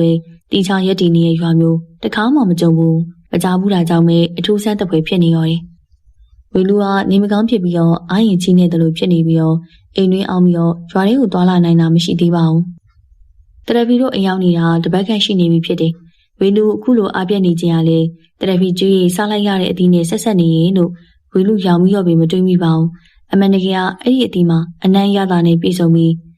းစားရည်ရတာရှိတာမှန်တော့လေစားလိုက်ပြီးတော့မူးမော်ပြီးတော့အစိတ်တကိုးတွေပြလာမယ်အကယ်၍အချိန်မီအစိတ်ဖြည့်စည်းမပေးရင်တော့တိတ်ဆုံးသွားမှာဖြစ်တယ်အစိတ်ဖြည့်စည်းကျွေးရင်ပြီးတပတ်စေရအာရင်ကုန်ခန်းနေမှာဖြစ်တယ်ဝီလူကိုအစိတ်သီးကျွေးရတာရည်ရွယ်ချက်ကတော့တရဖီအနေနဲ့ဝီလူကိုအခုမှကျိုးကိုပြန်မသွားစီလို့ပဲအချိန်ဆွဲထားလိုတာကြောင့်ပါဝီလူတရားကိုတရဖီနဲ့အတူရှိနေတဲ့အချိန်လေးတွေကသူ့ဘဝအတွက်ပျော်ရွှင်ရဆုံးအခိုက်အတန့်လေးဖြစ်နေရတယ်ကိုဝီလူကြီးနေကောင်းသွားပြီလားကျမကိုလည်းမအားတာနဲ့ကုမလာဖြစ်တော့တယ်အဖျားကတော့ပျောက်ပါပြီဗျာအားနေနေရော့နေလို့အားမွေးနေရတာတရဖီကိုလည်းအားနာလာပါပြီဘာမှအားနာစရာအကြောင်းမရှိဘူးကိုဝီလူရဲ့တရဖီကအဲ့လိုပြုစုရလို့ပြောနေရလေဟုတ်ပါခါတိုင်းကျမတို့နဲ့တွဲနေရအခုလိုကိုဝီလူရောက်လာတော့လေကိုဝီလူနာပဲကတ်နေရကောင်မကြီးနင်တို့နော်လိုင်းစဖို့ပဲတပတ်လုံးပြောက်နေတဲ့ကနမာနဲ့အင်ဂျင်ရောက်လာပြီးတော့ဝီလူကိုလူမမသတင်းမိကြပြီးတရဖီကိုစောင့်နေကြတယ်ကနမာမျက်နှာရေးကြီးကိစ္စပြောလို့ဟန်တီးသွားတယ်တရဖီအခုရေးကြီးကိစ္စပေါ်လာပြီဘာဖြစ်လို့လဲကနမာရဲ့အလန့်တကြားနေနေရလေရွာတော်ရှင်မကနေနဲ့ကိုဝီလူကိုခေါ်လွှတ်လိုက်လို့ရွာတော်ရှင်မကခေါ်တယ်ဟုတ်လားပြဿနာပေါ်ပြီးထင်တယ်ကနမာပြောလိုက်တော့ရွာတော်ရှင်မအမိကြောင့်တရဖီမျက်နှာအကြောက်တရားနဲ့လမ်းချုံသွားကြောင်းဝီလူတွေးလိုက်ရတယ်ရွာတော်ရှင်မကမိသူဖြစ်တာကိုမသိရကြောင်းဘာပြောရမယ်မသိပဲဘာမှမပြောဘဲငေးကြည့်နေမိရောတယ်ကိုဝီလူကိုရောတခါလေးခေါ်ခိုင်းလိုက်တယ်ငါတို့ရောနင်းနဲ့တခါလေးလိုက်ခင်မေတရဖီတိတ်ကြီးရောလည်းမစိုးရိမ်ပါနဲ့စိုးရိမ်ထင်းတဲ့နေရာရှိတဲ့တရဖီကအာဘီစကာဝင်ပြောလိုက်ချင်မှာရွာတော်ရှင်မဆိုတာဘယ်သူလဲတော့မသိဘူးညီမအကိုကိုရောခေါ်ခိုင်းလိုက်တာဆိုတော့ဒီကိစ္စမှာအကိုနဲ့လည်းသက်ဆိုင်နေမယ်လို့ထင်တယ်ဒီတော့ဘာဖြစ်ဖြစ်သွားကြရအောင်အကိုကြောင့်တော့ညီမတို့ပြဿနာမတက်စေရပါဘူးဝီလူဟာထင်းတဲ့နေတဲ့တရဖီကိုနေသိစကားဆူလိုက်ချင်မှာကနမာနဲ့အင်ဂျင်ဟာရှေ့ကနေဦးဆောင်သွားပြီးတော့ဝ ဝေလူနဲ့တရဖီကနောက်ကနေလိုက်ခဲ့ကြတယ်သူတို့လေးကဥတီသွားနေတဲ့နေရာကတော့မြောက်ဘက်အရက်တော်ဆက်ကိုဥတီသွားနေကြခြင်းမှာတစ်တော်တွေနိုင်ဝက်ခတ်ဝင်ပြီးတဲ့အခါတော့လက်ဆောင်မြိုင်တသားအိမ်ကြီးတစ်လုံးကိုတွေ့ရတယ်။တွေ့ရလုံးမှာအခုအိမ်ကအကောင်းဆုံးအိမ်ဖြစ်ပြီးတော့တည်တံ့ရှိနေတဲ့အိမ်တစ်လုံးဖြစ်ကြောင်းဝင်လူတွေးနေမိရောတယ်။တင်းတင်းပိတ်ထားတဲ့အိမ်တကားကိုခဏမှခောက်လိုက်ရခါကုန်းကုန်းဟိုဆူဆူကျောင်းမှာဘူးတစ်လုံးပေါက်နေတဲ့အဖိုးကြီးတစ်ယောက်ကတကားလာဖွင့်ပြီးတယ်။ဘာစကားမှပြောဆိုရင်းနဲ့တကားကိုဖွင့်ပြီးရင်းနဲ့ဝေလူကိုမုန်းတီးစွာစိုက်ကြည့်ရင်းနဲ့သူတို့အတွင်းရောက်ချိန်မှာတော့တကားကိုကျင်းရင်းနဲ့နေအောင်ပိတ်လိုက်တော့တယ်။အိမ်ကမ်းမှာကျင်းဝန်းပြီးတော့လူအသုံးဆောင်စပွဲကလထိုင်နေနေမရှိပါဘူး။ဘာပစ္စည်းအသုံးဆောင်မှမရှိဘဲပြောင်းရှင်းနေရောတယ်။အိမ်ကမ်းလေရောက်တဲ့အခါတော့မိန်းကလေး၃ယောက်ကဒူးထောက်ခေါင်းကိုလိုက်ကြပြီးတော့ဝေလူကိုလည်းဒူးထောက်ခေါင်းကိုထားရင်ပြောလာတယ်။ကျမတို့ရောက်ပါပြီတခင်မ။လူစိမ်းကိုလည်းတပါးလေးခေါ်လာခဲ့ပါ යි ။ခဏမှသူတို့ယောက်ျားကိုပြောပြီးမကြမီချိန်မှာပဲခြေတံတစ်ချက်ထွက်ပေါ်လာပြီးတော့သူတို့ရှိမနီးမဝေးမှရက်လိုက်တော့တယ်။နင်တို့ကရွာရဲ့စီကံကိုချိုးဖောက်ပြီးတော့သစိမ်းယောက်ျားတယောက်ကိုရွာဟုတ်ခေါ်လာကြတယ်။ဒီတော့စီကံဖောက်တဲ့နင်တို့မှာအပြစ်ရှိသလားမရှိဘူးလားရှိပါရဲ့တခင်မဝေလူကခေါင်းကိုထားပြီးရုပ်ရည်ကိုမမြင်ရတော့လေငယ်ရွယ်တဲ့မိန်းကလေးတယောက်အတန်ကိုကြားလိုက်ရတယ်။မိန်းကလေးအတန်ကခက်ထန်မှကြောပြီးတော့ဒေါသမမာနာရောစုကအာနာတန်နဲ့ပြောလာပြီးတော့မိန်းကလေးကကြောက်လန့်တုန်လှုပ်စွာပြန်ပြေးလိုက်ကြတယ်။အေးစီကံချိုးပေါက်ရင်အပြစ်ပေးခံရရင်လို့သိနေရဲ့နဲ့စီကံဖောက်မှတော့အပြစ်ပေးရတော့မှာပေါ့။ကနမနဲ့အင်ဂျီကတရဖီအပြစ်လုပ်တာကိုကူညီအားပေးတဲ့အတွက်တနေ့ပိတ်လောင်ခံရစီတရဖီမကသစင်းယောက်ျားကိုလက်ခံ၍အတူနေရဲ့အတွက်နှစ်20အကျဉ်းချပိတ်လောင်ခံရဖို့အမိန့်ချမယ်။မိန်းကလေး၃ယောက်ထံကနေတရှုပ်ရှုပ်ငိုတန်တွေထွက်လာကြရင်ဝီလူကတော့စိတ်မကောင်းဖြစ်သွားရမည်။သူတို့ရွာရဲ့ခေါ်လာကနေမကောင်းဖြစ်ပြီးပြုစုဆောက်ရှောက်ထားတဲ့အတွက်ကြီးနေတဲ့ပြစ်ဒဏ်ပေးခံရတာကမတရားသလိုခံစားနေရတယ်။ဒါကြောင့်ရုတ်တရက်ဒူးထောက်ထိုင်နေရနေစက္ကန့်မတက်ရက်လိုက်တယ်။မိန်းကလေး၃ယောက်ကငိုဆိုင်ရင်းနဲ့ဝင်းလူကိုကြည့်နေကြတယ်။အမိန်ပေးရဲ့မိန်းကလေးကသူနဲ့ရွယ်တူအသက်ရွယ်ချုံမောတဲ့မိန်းကလေးတယောက်ဖြစ်ပြီးတော့လက်နာကတင်းမာခက်တန်၍မျက်လုံးကလည်းမီးဝင်းတောက်လျက်ရှိနေတာကိုဝေလူတွေ့လိုက်ရတယ်။ဒီကငါညီမတို့ရွာစည်းကကိုမသိမိမေဒီပြစ်ဒဏ်အများလုံးပါတယ်။တကယ်ကကျုပ်ကိုသူတို့ကဒုက္ခရောက်နေလို့ဒီခေါ်လာတဲ့အတွက်တကယ်အဖြစ်ပေးမယ်ဆိုရင်တော့ကျုပ်ကိုအဖြစ်ပေးပါ။သူတို့အဖြစ်ကကင်းလွတ်ခွင့်ပေးပါ။တကယ်လို့သူတို့အဖြစ်ကိုအစားခံလို့ရရင်ကျုပ်ခံပါမယ်။နေရဒီရွာစည်းကမ်းချက်တွေကိုမသိတဲ့တစိမ့်တယောက်မလို့ဒီအဖြစ်တွေကနင်းနဲ့တော့အကျုံးဝင်မအောင်။ဒါပေမဲ့သူတို့ကိုအဖြစ်မကျစေချင်နေလို့ပေးနိုင်တာတခုတော့ရှိတယ်။ကျုပ်ဘာလုပ်ရမလဲပြောပါ။သူတို့သာအဖြစ်ကလုပ်မယ်ဆိုရင်ဘာမဆိုကျုပ်လုပ်ပါမယ်။ကောင်းပြီ။နေတရဖီကိုလက်ထက်ရမယ်။နောက်ပြီးဒိုးရွာမှာတက်တက်လုံးဒီရွာမှာနေရမယ်။နင်လုံနိုင်ပါမလား။ဟင်အပြစ်ဒဏ်ဝင်းလူလုံးဝမမျောလင့်ထားတဲ့အဖြစ်ဖြစ်နေရကြောင်းအံ့ဩကြောင်သွားရတယ်။တရဖီကိုသူကိုယ်တိုင်သဘောကျနေတတ်တာမို့လက်ထက်ယူရမှာပြဿနာမရှိတော့လေတက်တက်လုံးဒီရွာမှာနေသွားရမယ့်အရေးအတွက်သူ့အတွက်ပြဿနာရှိနေရောတယ်။ဝင်းလူအနေနဲ့ရွာမှာသူ့အမေသူ့ညမကြံ့ရည်နေခဲ့တာမို့အခက်တွေ့နေရကြောင်းခဏငြိမ်သွားရတယ်။ဘလို့လဲနေအနေနဲ့တရဖီကိုလက်မထက်နိုင်ဘူးရွာမှာနေမသွားနိုင်ဘူးဆိုရင်တော့ဒီ၃ယောက်ကိုအပြစ်ပေးလိုက်ရုံပဲရှိတာပေါ့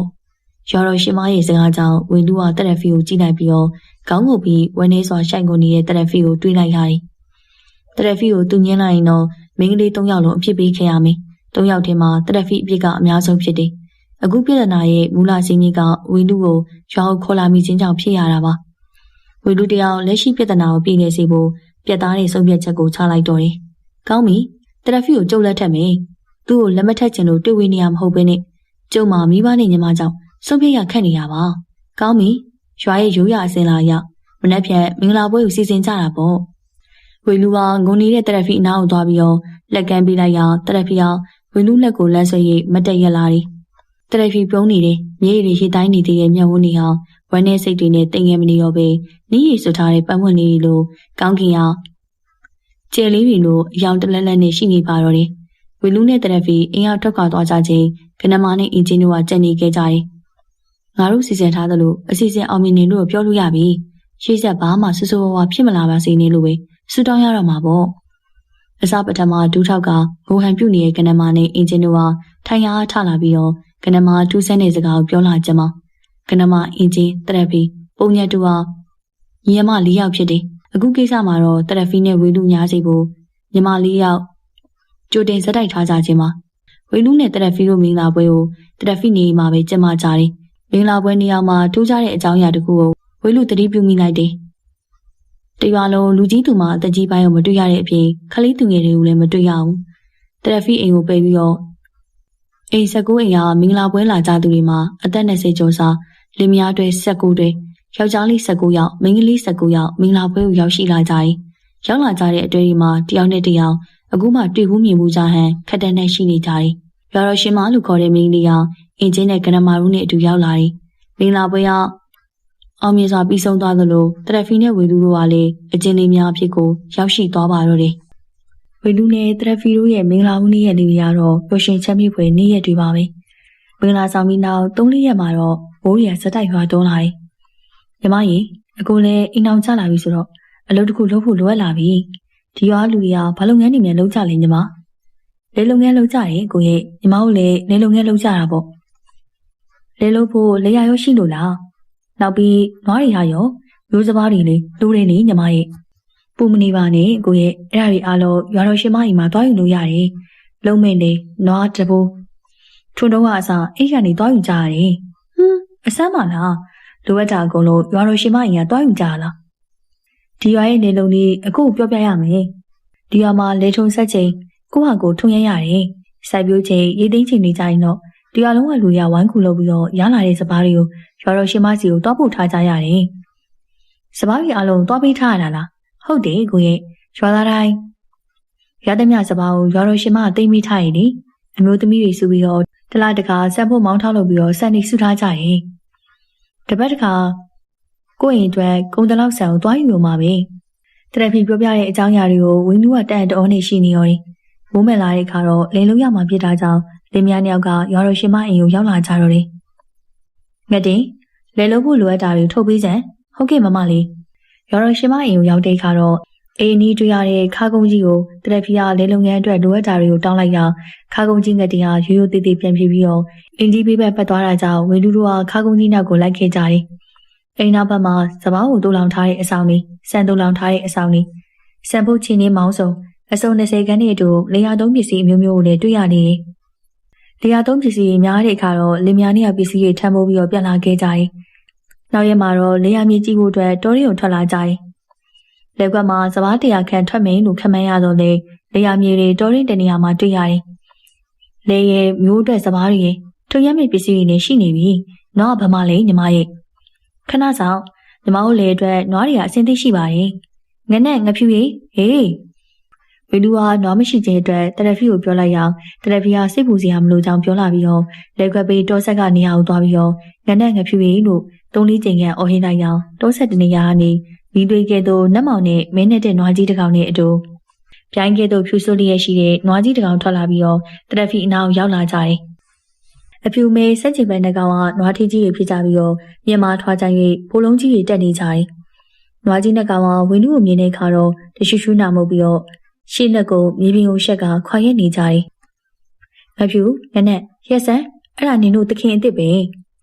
တရဖီဟာနွားနှကောင်ကိုဟင်းဟောက်လိုက်ရအောင်နွားကြီးနှကောင်ကလူစကားနားနေသည့်အလားငိမ့်သက်သွားကြတယ်။လာကိုဒီကောင်ကြီးကအကိုလေထိုးရမယ့်နွားကြီးတွေကင်ကြည့်ချင်လားလာကင်ကြည့်လေ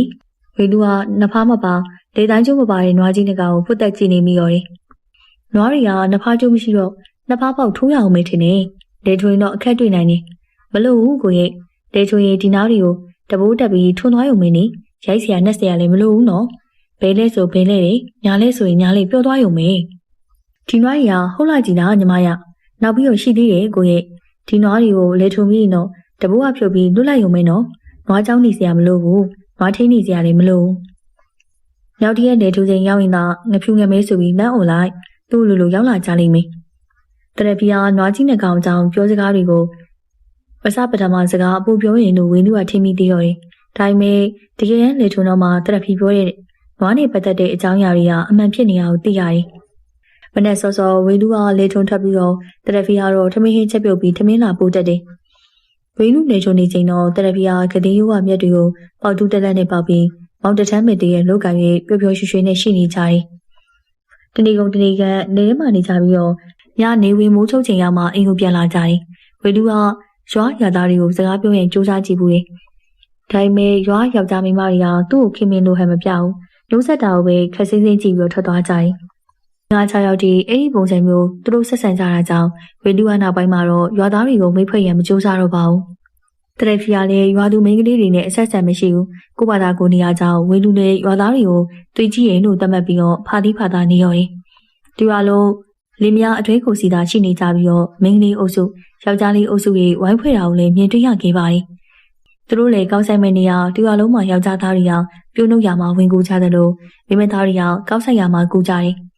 အဲ့လိုလူစုစုဝေဝေရှိတော့လေတယောက်နဲ့တယောက်နောက်ပြောင်းတာအုပ်စုလိုက်ဖွဲ့ပြီးတော့စကားပြောတာတွေမရှိပါဘူးကိုလို့ဆရာရှိအောင်လှုပ်သွားကြပြီးတော့တယောက်နဲ့တယောက်ဘသူနဲ့မှစကားပြောဆိုကြခြင်းမရှိဘူးသူတို့လည်းပြီးသွားတဲ့အခါတော့တခြားသူတွေတွေကိုသူတို့လည်းများသွားကူကြရတယ်ဒါနဲ့ညီမအင်ဂျင်နဲ့ကနမဘယ်မှာနေကြရလဲသူတို့ကရောလေလုတ်တွေမလုပ်ရဘူးလားသူတို့ကရွာတော်ရှင်မအိမ်မှာနေကြရလေအကိုရဲ့သူတို့ကအပြိုတွေလေလုံငန်းမှာဝင်ပါစရာမလိုဘူးနေဩအိမ်တော်ရှင်တွေပဲတီးတဲ့အိမ်ခွဲနေလေလုတ်တွေလောက်ရတာကိုဝေလူကအခုရွာတခြားသောတာမန်ရွာရင်းနဲ့မတူဘဲနဲ့တခုခုထူးဆန်းတယ်လို့ခန်းစားနေရတယ်ပျော်ပွဲရွှင်ပွဲမရှိအလူတန်းမရှိစီစီလုံးလုံးမရှိရဲ့ရွာလိုမြင်နေမိရော်အင်ဂျင်နဲ့ကနမတို့ကတော့နောက်ထပ်မမြင်တွေ့ရတော့ပါဘူးဝေလူနီးမှာတရက်ဖီကအမြဲတမ်းရှိနေတတ်တယ်တရက်ဖီကဝေလူကိုအနားနေပြောက်သွားမှဆိုပြီးရောတလာလုံးမှာတင်ညတာဝေလူကိုအိမ်မှာချမ်းပြီးတော့ထွက်သွားတတ်တယ်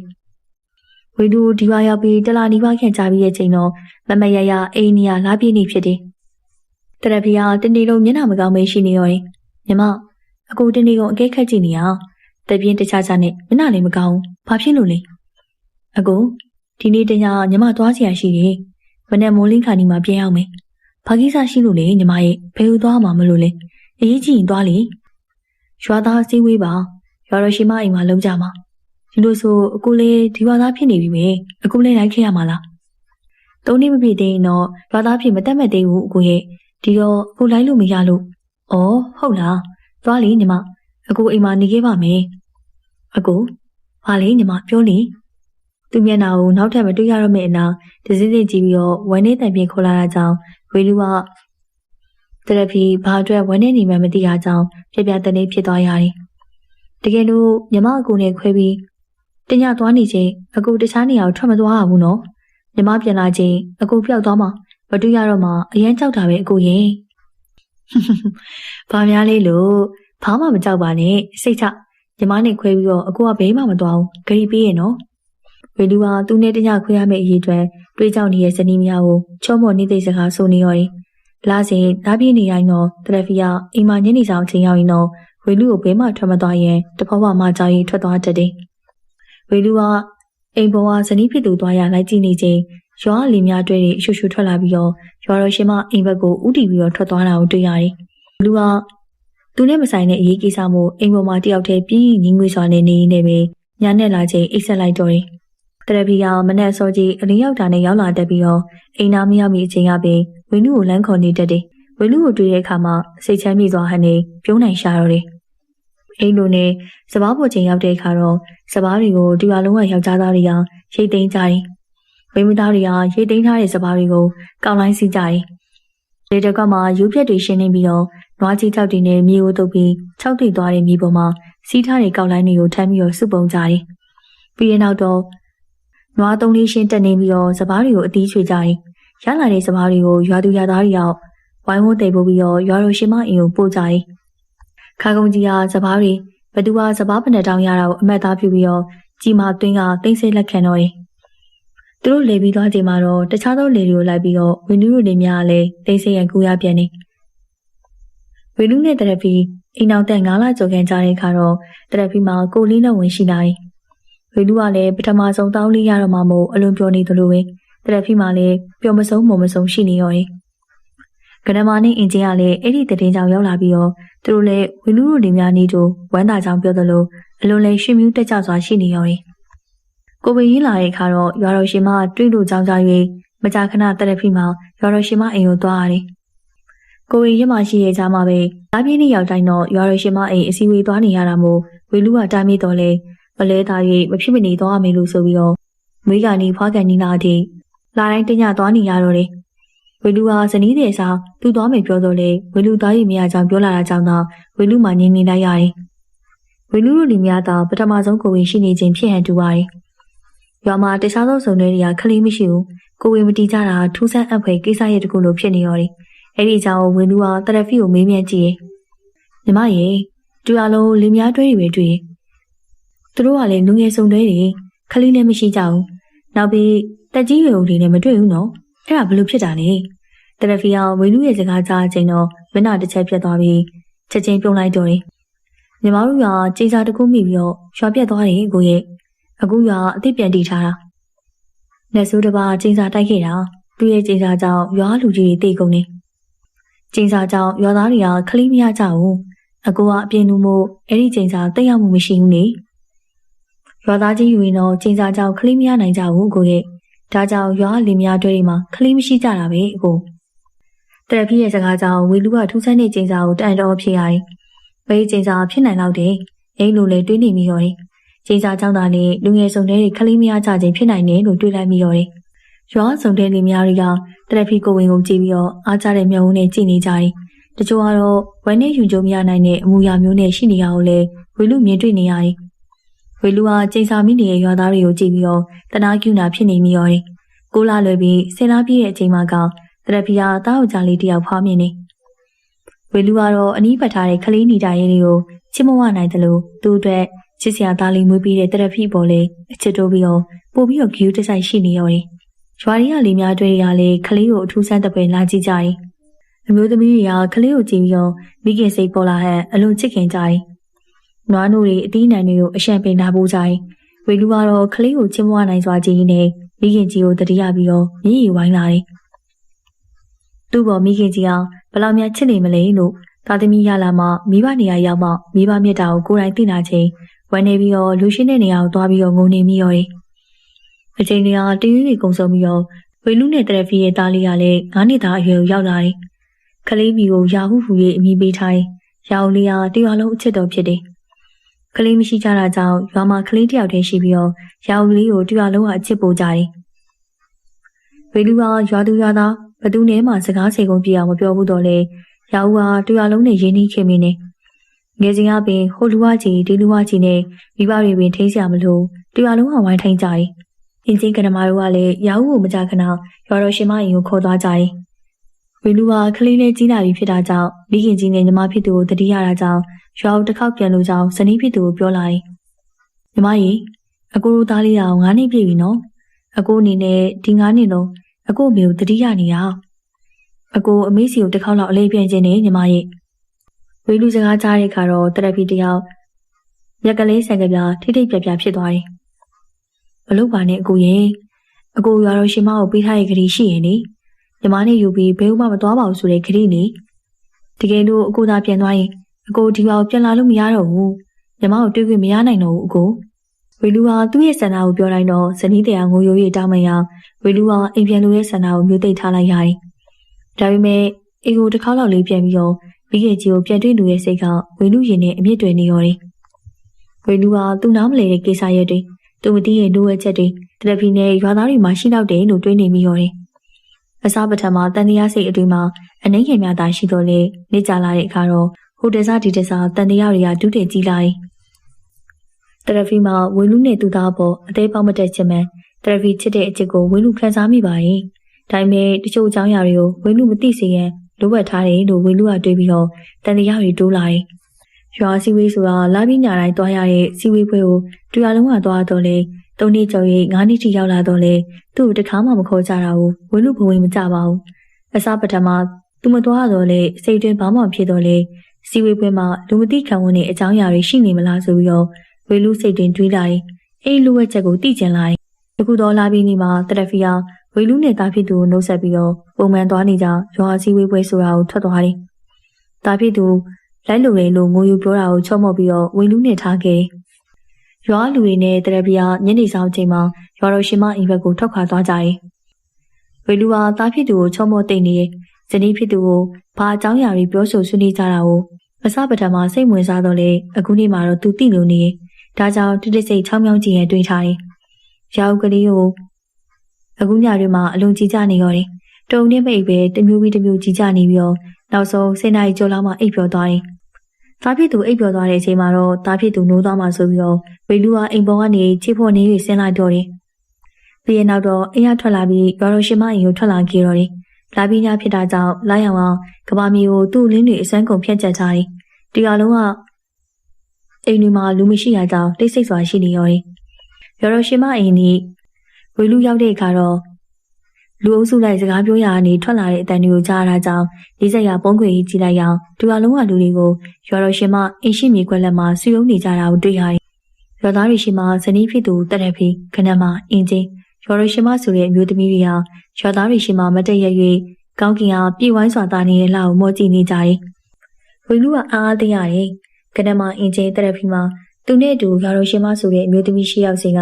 အယုံကျုံးတို့ကြောက်ရွံ့တဲ့အမူအရာမျိုးမြင်တွေ့ခဲ့ရတယ်။အခုတော့အဲ့လိုမဟုတ်ဘူး။သူတို့နဲ့တဒန်းနဲ့ရရွေရှိနေတဲ့အတွက်အော်သိမိရတယ်။သူတို့ပုံစံကြည့်ရတာလောက်ကိုမောကြည့်ပြီးတော့အချိန်တစ်ခုကိုစောင့်ဆိုင်နေတဲ့သူကြောင့်ဝေလူတွေးနေပြီးတော့ဝေလူကလည်းပုံးခွေနေဟာနေမထွက်ဘူးမင်းနဲ့သူတို့ဘာဆက်လုပ်ကြမလဲလို့ပုံးခွေနေဟာနေချောင်းမြောင်းကြည့်နေမိရောခဏကြာမှရွာတော်ရှင်မခဏမှအင်းချင်းတရဖီတို့ဥဆောင်ပြီးသွားကြရရွာသားတွေကနောက်ကနေလိုက်ပါသွားကြတယ်အစည်းအဝေးလို့ဇနီးဖြစ်သူကပြောပြချက်အရာတည်ထားတော့လေဝေလူကအခုအုပ်စုလိုက်တော်ရင်းသွားကြရ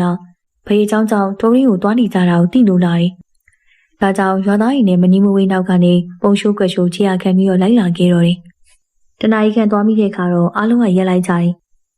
ဘာအကြောင်းကြောင့်ရက်နေရကိုသိလို့ရင်လူအုပ်စုနဲ့ခဝဝေးတော်တွေကနေရှေ့ကိုသွားပြီးတော့ကြည့်လိုက်ရရေကန်ကြီးတကန်ထိပ်မှာရက်နေရကိုတွေ့လိုက်ရတယ်ရွာတော်ရှင်မခဏမှအင်းချင်းတရဖီတို့ကသူတို့ဝေစားတွေကိုချွတ်ချလိုက်ရအားလုံးကမိမူရိုင်းဖမှုရိုင်းဖြစ်သွားကြတယ်ပြီးရနောက်တော့ရေကန်ထဲကိုဆင်းပြီးငှုပ်ရှိုးသွားကြတယ်အဲ့ဒါကိုအံ့ဩစွာနဲ့ဝေလူမြင်တွေ့လိုက်ရတယ်ရွာသူရွာသားတွေကလည်းသူတို့ဝေစားတွေကိုချွတ်ပြီးတော့ရေကန်ထဲကိုဆင်းလိုက်ကြပြီးတော့ရေထဲကိုငှုပ်ရှိုးသွားကြတော့တယ်ဝေလူဟာထူးဆန်းတဲ့မြင်ကွင်းကိုတန်တော်ကြည့်နေကြမှာပဲတစ်ဖက်ရေကန်ထိန်းနာမှာလူလေးယောက်ကံပေါ်တက်သွားကြတယ်ဟင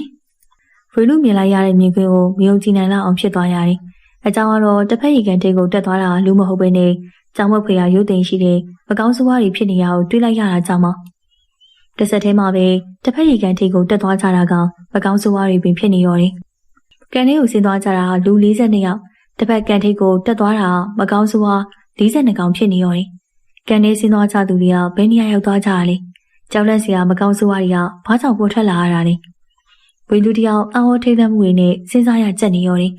အစားပထမသူဇနီးနဲ့ရွာသားတွေကရေထဲနှိမ့်မြုပ်သွားကြတယ်လို့ထင်ပြီးတော့စိုးရိမ်စိတ်တွေဝင်သွားမိရောတယ်ဒါပေမဲ့ရေထဲဆင်းသွားသူတွေကကိုယ်တဘောနဲ့ကိုယ်ဆင်းသွားကြခြင်းဖြစ်ပြီးတော့ရှင်မြုပ်တယ်သာဆိုရင်တော့စူညံပွက်လုံးရိုက်ကုန်မယ်နောက်လူတွေလည်းထက်ဆင်းမှာမဟုတ်ဘူးနေအခုကအဲ့လိုမဟုတ်ဘူးအားလုံးကသူ့တဘောနဲ့သူဆင်းသွားကြခြင်းမှာဝေလူကတစုံတရာကိုတွေးပြီးတော့ထိတ်လန့်သွားတယ်ရေထဲဆင်းသွားသူက42ယောက်ကန်ထဲကတက်လာသူကလည်း42ယောက်ဖြစ်တော့ရေထဲဆင်းသွားသူတွေကမကောင်းစွားတွေဖြစ်သွားကြခြင်းလားလို့တွေးပြီးတော့ထိတ်လန့်သွားပါတယ်ကန်ထဲဆင်းသွားကြသူတွေကလည်းဘယ်သူမှရေထဲကနေတက်မလာဘူးသူ့တွေးမှန်နေပြီလို့တွေးပြီးတော့ဇနီးဖြစ်သူကလူသားမဟုတ်ပဲမကောင်းစွားတကောင်လေးလားလို့တွေးပြီးတော့ယွန်းကျိုးမရဝမ်းနဲ့စိတ်တွေနဲ့ဘာလို့ဘာကရမှန်းမသိရှိနေရောတယ်မကောင်းစွားတွေကကက်တပတ်ထိပ်မှာရက်ကောင်တော်တင်ဝင်သွားကြတာကြောင့်ဝေလူဟာတရဖီမကောင်းစွားဖြစ်ပါစေနဲ့လို့တွေးပြီးတော့မကောင်းစွားတွေဝင်သွားရကက်တပတ်တစ်တော်အတွင်ကိုလိုက်ဝင်သွားပါတယ်ဝေလူတောကိုတင်လိုက်ဝင်ရင်တောအတွင်ဆက်တော်ဝါရှောက်နေစဉ်အမလီကေတော်မူကြပ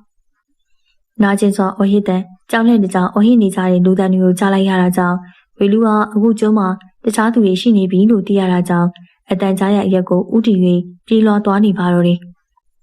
ရီတိုင်းပုတ်တန်တွေကြားနေရခြင်းကန်ဆက်နဲ့နီးနေပြီလို့သိလိုက်ရရင်အော်ဟစ်တန်တွေနောက်ထပ်မကြားရတော့လေကန်ဆက်ကလိုင်းပုတ်တန်တွေစက်တိုက်ကြားလိုက်ရတာကြောင့်ရီတိုင်းတန်ကြားရရှောက်လိုက်အောင်ကန်းချီတော့အဆက်ကိုရောက်လာပြီးတော့ဝေလူကလည်းတော့အဆက်ကနေကန်းချီကိုကြည့်လိုက်အောင်မြင်လိုက်ရတဲ့မြင်ကွင်းကြောင့်လက်မအော်မီစီကိုသူ့ပါးစပ်ကိုထင်းလိုက်ရတယ်။အကြောင်းကတော့ကန်းချီတောင်ပြင်မှာမကောင်းစွာအုပ်စုရှိနေရကိုလာရောက်နေရှင်းလင်းစွာမြင်တွေ့လိုက်ရတယ်။မကောင်းစွာတွေကတောင်ပြင်မှာလဲကျနေတဲ့လူလေးယောက်ကိုဦးသေးတွေဖောက်စားပြီးတော့ခြေလက်တွေကိုဖြတ်ကအငမ်းမရစားတောက်နေကြတယ်။သူတို့နီးရီပြင်မှာဆက်တက်နေတစီရှိနေရတယ်။ကျုံးမော်ကရွေနားနေတဲ့လူတွေကိုအဲ့ဒီမကောင်းစွာတွေကတက်စားလိုက်ခြင်းလို့ဝေလူကတွေးလိုက်တော့တယ်။ဝေလူမှာမြင်ကွင်းကိုကြောက်လန့်တကြားနေကြည့်နေစဉ်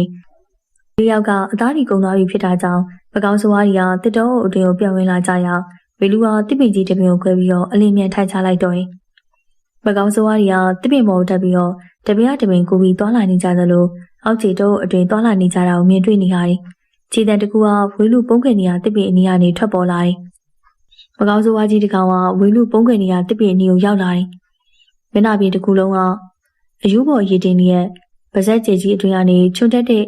သွားအဆွေကြီးတွေအပြေငေါထွက်နေရတယ်။ခန္ဓာကိုယ်မှာလည်းအသားရည်တွေကမီးကျွမ်းထားတဲ့အလားမင်းကြီးကြီးရှိနေရတယ်။ချွတ်များတဲ့လက်သေးခြေသေးကြီးတွေကိုလည်းတွေ့ရတယ်။မကောင်းဆိုးဝါးတကောင်ကိုအနီးကပ်တွေ့ရတာကြောင့်ဝေလူကအ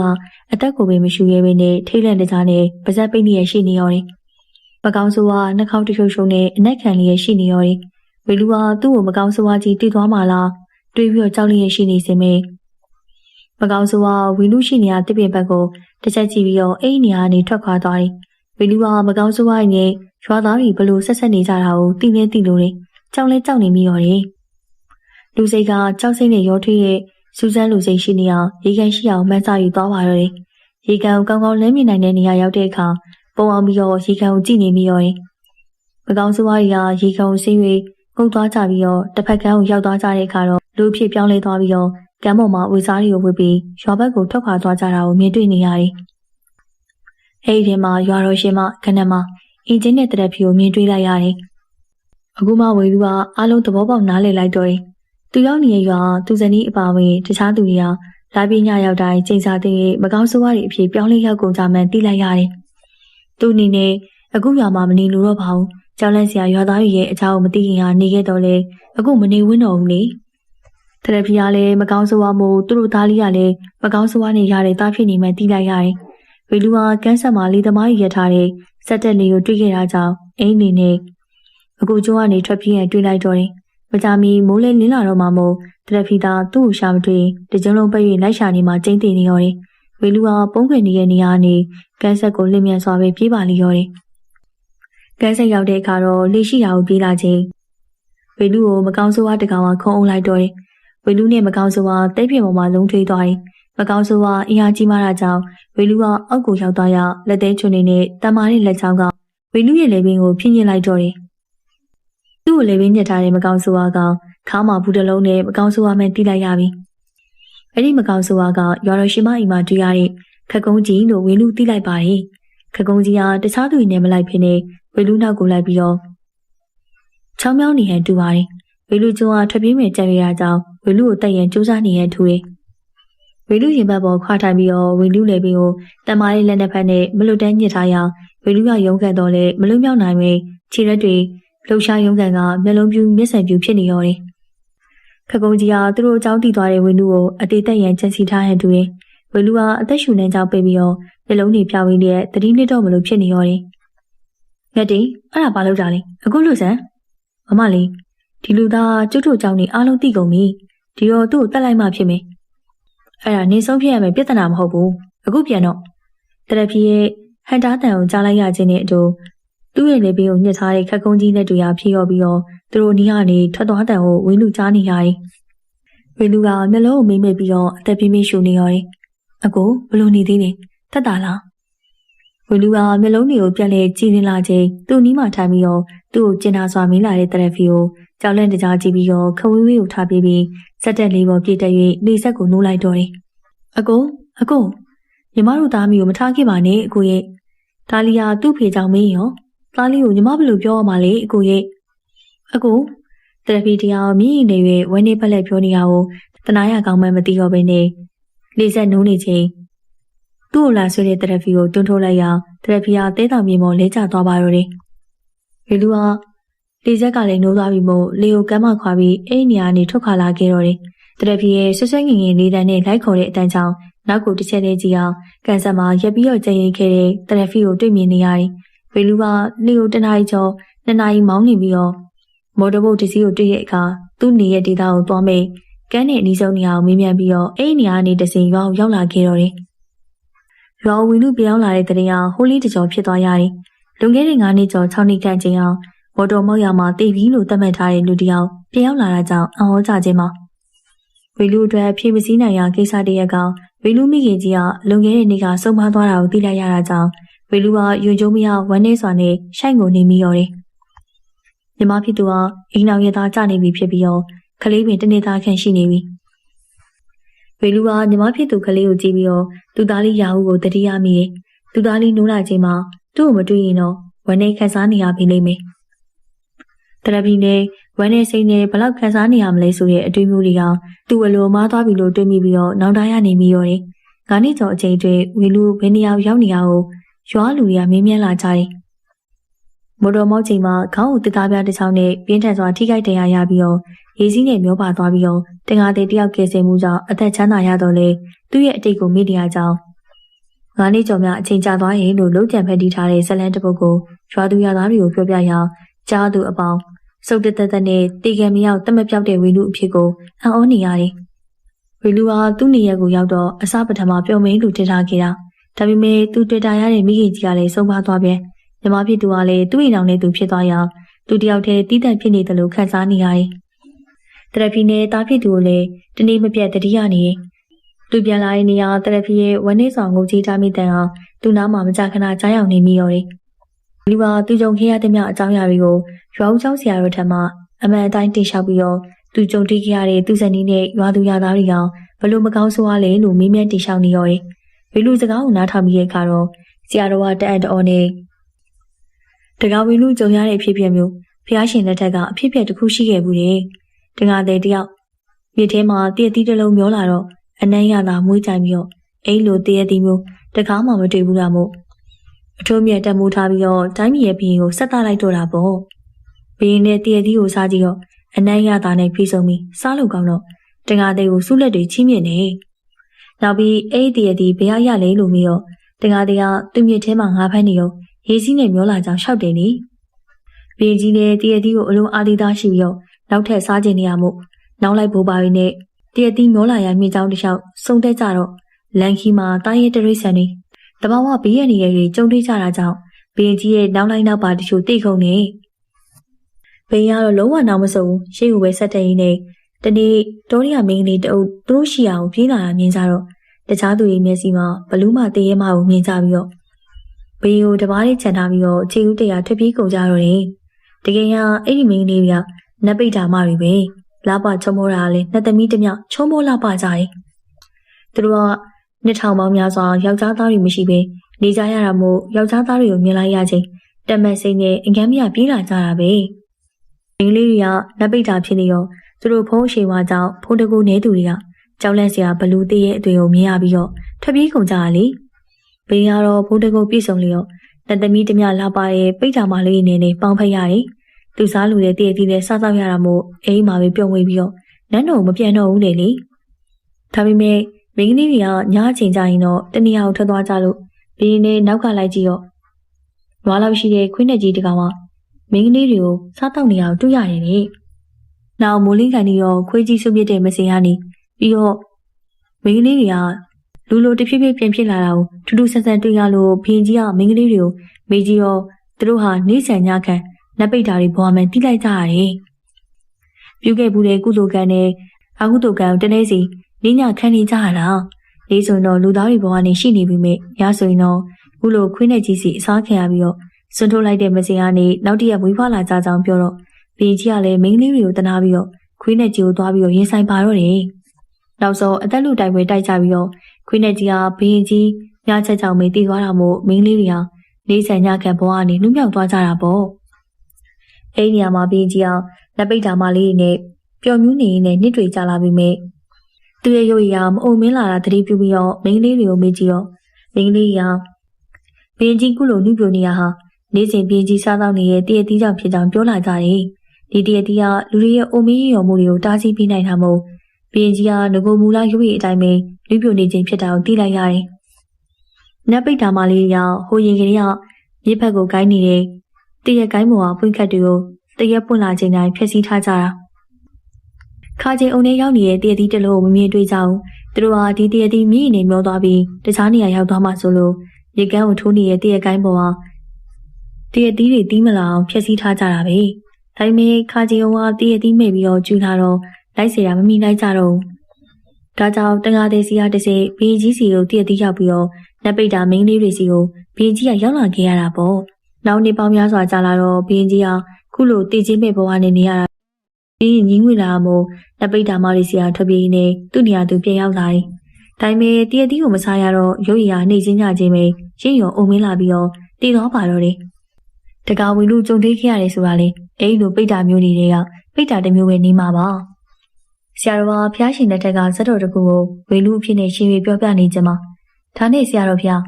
လူနဲ့တခြားသောဘုံလောကသားကြီးနဲ့သာသမီမွေးဖွားနိုင်မှာသလားဖျားလူနဲ့ငကားလူနဲ့ဥစ္စာဆောက်လူနဲ့ဘလူလူနဲ့ပိတ်တာတွေကသာသမီရနိုင်ကြအောင်ပုံဝိတုတာရကတွေအများကြီးရှိနေလူနဲ့ကြက်ညာပြီးတော့ဝေးဖွားတာမျိုးတော့ရှိကလေးကအခုထိမရှိသေးဘူးဒါနဲ့ရှင်ဗျာပိတ်တာတွေကအင်မတန်ရုပ်ရည်ဆိုးသွားပြီးတော့တချို့ဆိုပါဇက်ကအပေါက်လောက်သူကခေါင်းကိုထမ်းလို့တာမနိုင်တာမျိုးတွေတခြားသောတပည့်တော်ကြားဘူးသမျှပိတ်တာတွေကအင်မတန်ဆိုးရတဲ့ပုံစံမျိုးတွေကြားဘူးထားပါတယ်ဆရာတော်ဖျားအာဟုတို့အလိုက်ပိတ်တာမျိုးပေါင်းမရေမတွက်နိုင်အောင်ရှိတယ်အမျိုးမျိုးပုံကြောက်လန့်စရာရုပ်ရည်တွေနဲ့ပိတ်တာမျိုးတွေရှိတယ်လို့ပဲချုံမောလာပါတဲ့နေဆန်ညခံပိတ်တာလို့ပိတ်တာတွေနဲ့အများကြီးပါပဲ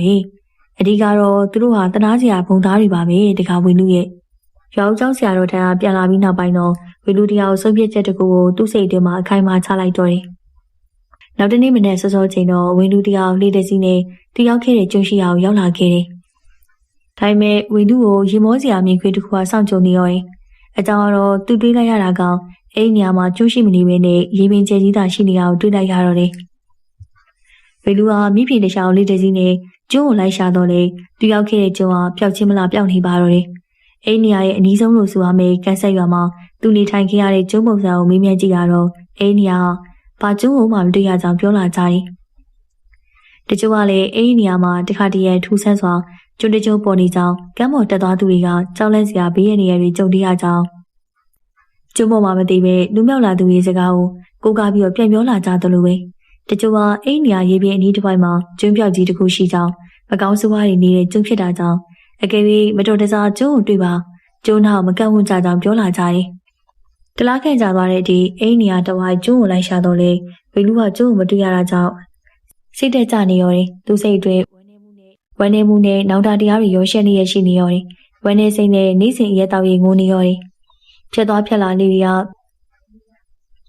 လူတွေကလည်းဝေလူကိုမရှိတဲ့ကျုံကိုရှာနေရဲ့ရင်းနေယူနေလို့ထင်နေကုန်ကြတယ်ကောင်းကင်မှာလာမင်းကြီးကပြေးဝိုင်းစွာသားနေရောတယ်ဒီကနေ့ကလာပြင်းနေဖြစ်တယ်လာရောင်ကရေပင်ကျဲကြီးကိုသူ့အလင်းဖြတ်ချက်ပြီးတော့တိုင်းချက်ခွက်လေးတွေကငွေရောင်တစ်ဖြစ်ဖြစ်လက်နေရောတယ်တလားလုံးအစားတော့မမှန်ရက်ကိုအဖို့ပြူပြီးတော့အယူတယောက်လိုမရှိတဲ့ကျုံပြောက်ကိုလိုက်ရှာနေတဲ့ဝေလူကလူကပိန်ချုံပြီးတော့နှုတ်ခမ်းမွေးမုတ်စိတ်မွေးထူလက်ပြင်းနေလူကညင်းတိုးတိုးယုံနေရှိနေရောတယ်ဝေလူကတလားလုံးလုံးနေများညမအောင်ကျိုးကိုလိုက်ရှာ၍ရှာမတွေ့ရခါတော့စိတ်သက်တွေကျဆင်းနေရရှိနေပါတော့တယ်သူကျိုးကိုတွေးရတယ်လို့အတိအကျမမိနေတဲ့ရေးပြမှာလေကိုရက်ပြီးတော့တနေ့ကုန်မစားမတော့ရက်တောက်နေရောတယ်တရဖီရဲ့အခုပြန်လာပြီလေတားလေအဖေပြန်လာပြီလေကွာအဖေကိုလာမကြတော့ဘူးလားတားလေးရဲ့အခုပြန်လာပြီနေတရဖီရဲ့အကိုအမားတွေကိုခွတ်လို့ပေးကြပါကွာအကိုဒီတခါတားလေးနဲ့တရဖီကိုခွဲပြီးတော့ဘယ်မှမသွားတော့ပါဘူးအကိုဂရီပေးပါတယ်ကိုရင်တခါလို့ဂရီမဖြတ်တော့ပါဘူးဂရီပေးပါတယ်ကွာဒီချိန်တခါလောက်အခွင့်အရေးပေးကြဖို့တောင်းပန်ပါတယ်ဝေလူကအယူလိုအတကုံអော်ပြီးတော့စကားတူတူနဲ့ရေပင်ကျဲကြီးကိုအော်ဟိကတောင်းပန်စကားဆိုနေရောတယ်ပြီးရနောက်တော့ငိုပြန်နေသူ့ရဲ့မျောလင်းချက်ပြည့်မလာတော့ဘူးလို့တွေးရင်းနဲ့သူသားနဲ့သူမိန်းမကိုဒီဘဝတွေ့ခွင့်မရနိုင်တော့ဘူးလို့တွေးနေပြန်တော့တယ်ဝေလူကသူ့ဘဝရှင်လေးရဲ့တိတ်ဆုံးနေတယ်လို့ခံစားနေရတယ်ဝေလူကပလင်းတစ်ဝက်ကျန်တဲ့ရက်ကိုမော့ချလိုက်ပြီးတော့ပလင်းခွန်ရေပင်ကိုအားကုန်လေးပြစ်လိုက်ရပလင်းပေါက်ကရေဝင်၍တဝက်ခန့်ရောက်တဲ့အခါတော့ခေါင်းဆိုင်ပြီးရေထဲကိုနှိမ့်မြုပ်သွားတယ်ဒီဘဝမှာပြန်ဆုံခွင့်မရတော့ပေမဲ့နောက်ဘဝများတော့မိသားစုပြန်ဆုံမရစေတော့လေပေါ်မတက်ရက်ပြီးတော့နောက်ဆုံးစုကိုတောင်းလိုက်ပြီးရေထဲကိုဝေလူခုန်ချလိုက်တော့တယ်လူကမူးရစ်နေတဲ့အပြင်အတိခံခုန်ချတာမို့ရုန်းကန်ခြင်းမရှိဘူးနေသက်နေတဲ့ဝေလူကရေရောက်ကိုတဖြည်းဖြည်းနှိမ့်မြုပ်သွားပါတော့တယ်အဲ့ဒီချိန်မှာပဲဝေလူခုန်ချလိုက်တဲ့ရေပင်အောင်လှုပ်ရှားရင်းထိုးလာပြီးတော့ရေရောက်ကကျွန်းတကျွန်းရေပေါ်ကိုထိုးထက်၍တဖြည်းဖြည်းပေါ်လာနေပါတော့တယ်ခေါင်းနေတစစ်စစ်ကိုက်နေရေဘက်က၆ခက်ပြီးတော့မိတပုံတီးဖိုးထားသလိုခံစားနေရတယ်သူဘာလို့မရလဲမလုံးမဖွင့်သေးပဲဝေလူတွေးနေပြီးရောဒီဘောကရေထဲခုန်ချပြီးတော့သူ့ကိုယ်သူတက်တည်လိုက်ခြင်းကိုနောက်ဆုံးသိနေရတယ်အခုသူတည်ဆုံးပြီးနောက်ဘဝတစ်ခုရောက်နေပြီလားတွေးပြီးတော့သူလက်ရှိရောက်နေတဲ့ဘဝအသေးကိုသိလို့မလုံးဖွင့်လိုက်ရဝေးတစ်ဖက်တစ်ချက်မှာလူနှစ်ယောက်အိတ်နေရကိုတွေ့လိုက်ရတာကြောင့်ထားခုံပြီးမတက်ဝမ်းသာမိပါတော့တယ်ညဘက်မှာအိတ်နေသူဟာသူ့သားလေးရာဟုဖြစ်နေပြီးတော့ ဘဘမှာအိတ်နေရတော့သူဇနီးလေးတရက်ဖီဖီဖြစ်နေရကြောင်းပါဝေလူကအခုဖြစ်ပျက်ကိုအိမ်မလားတကယ်လားမခွဲခြားလို့တော့ပါဘူးမျက်လုံးပြန်မေးပြီးတော့နှုတ်ခမ်းကြည်နဲ့ကြည်နူးစွာပြုံးလိုက်ရင်းနဲ့ဇနီးဖြစ်သူလက်တစ်ဖက်သားဖြစ်သူလက်တစ်ဖက်ကိုတင်းတင်းကြပ်ကြပ်ဆုပ်ကင်ထားလိုက်ပါတော့တယ်ပရိသတ်များရှင်စာရေးသူမြို့ကိုလီကရေးသားထားတဲ့ပိတ်တာရွာသူဆိုတဲ့ဇာတ်လမ်းလေးကတော့ဒီမှာပြီးဆုံးသွားပါပြီနောက်ရက်များမှာလည်းဇာတ်လမ်းကောင်းများစွာရွေးချယ်တင်ဆက်ပေးအောင်ပါမို့အားပေးနားဆင်ကြပါဦးနော်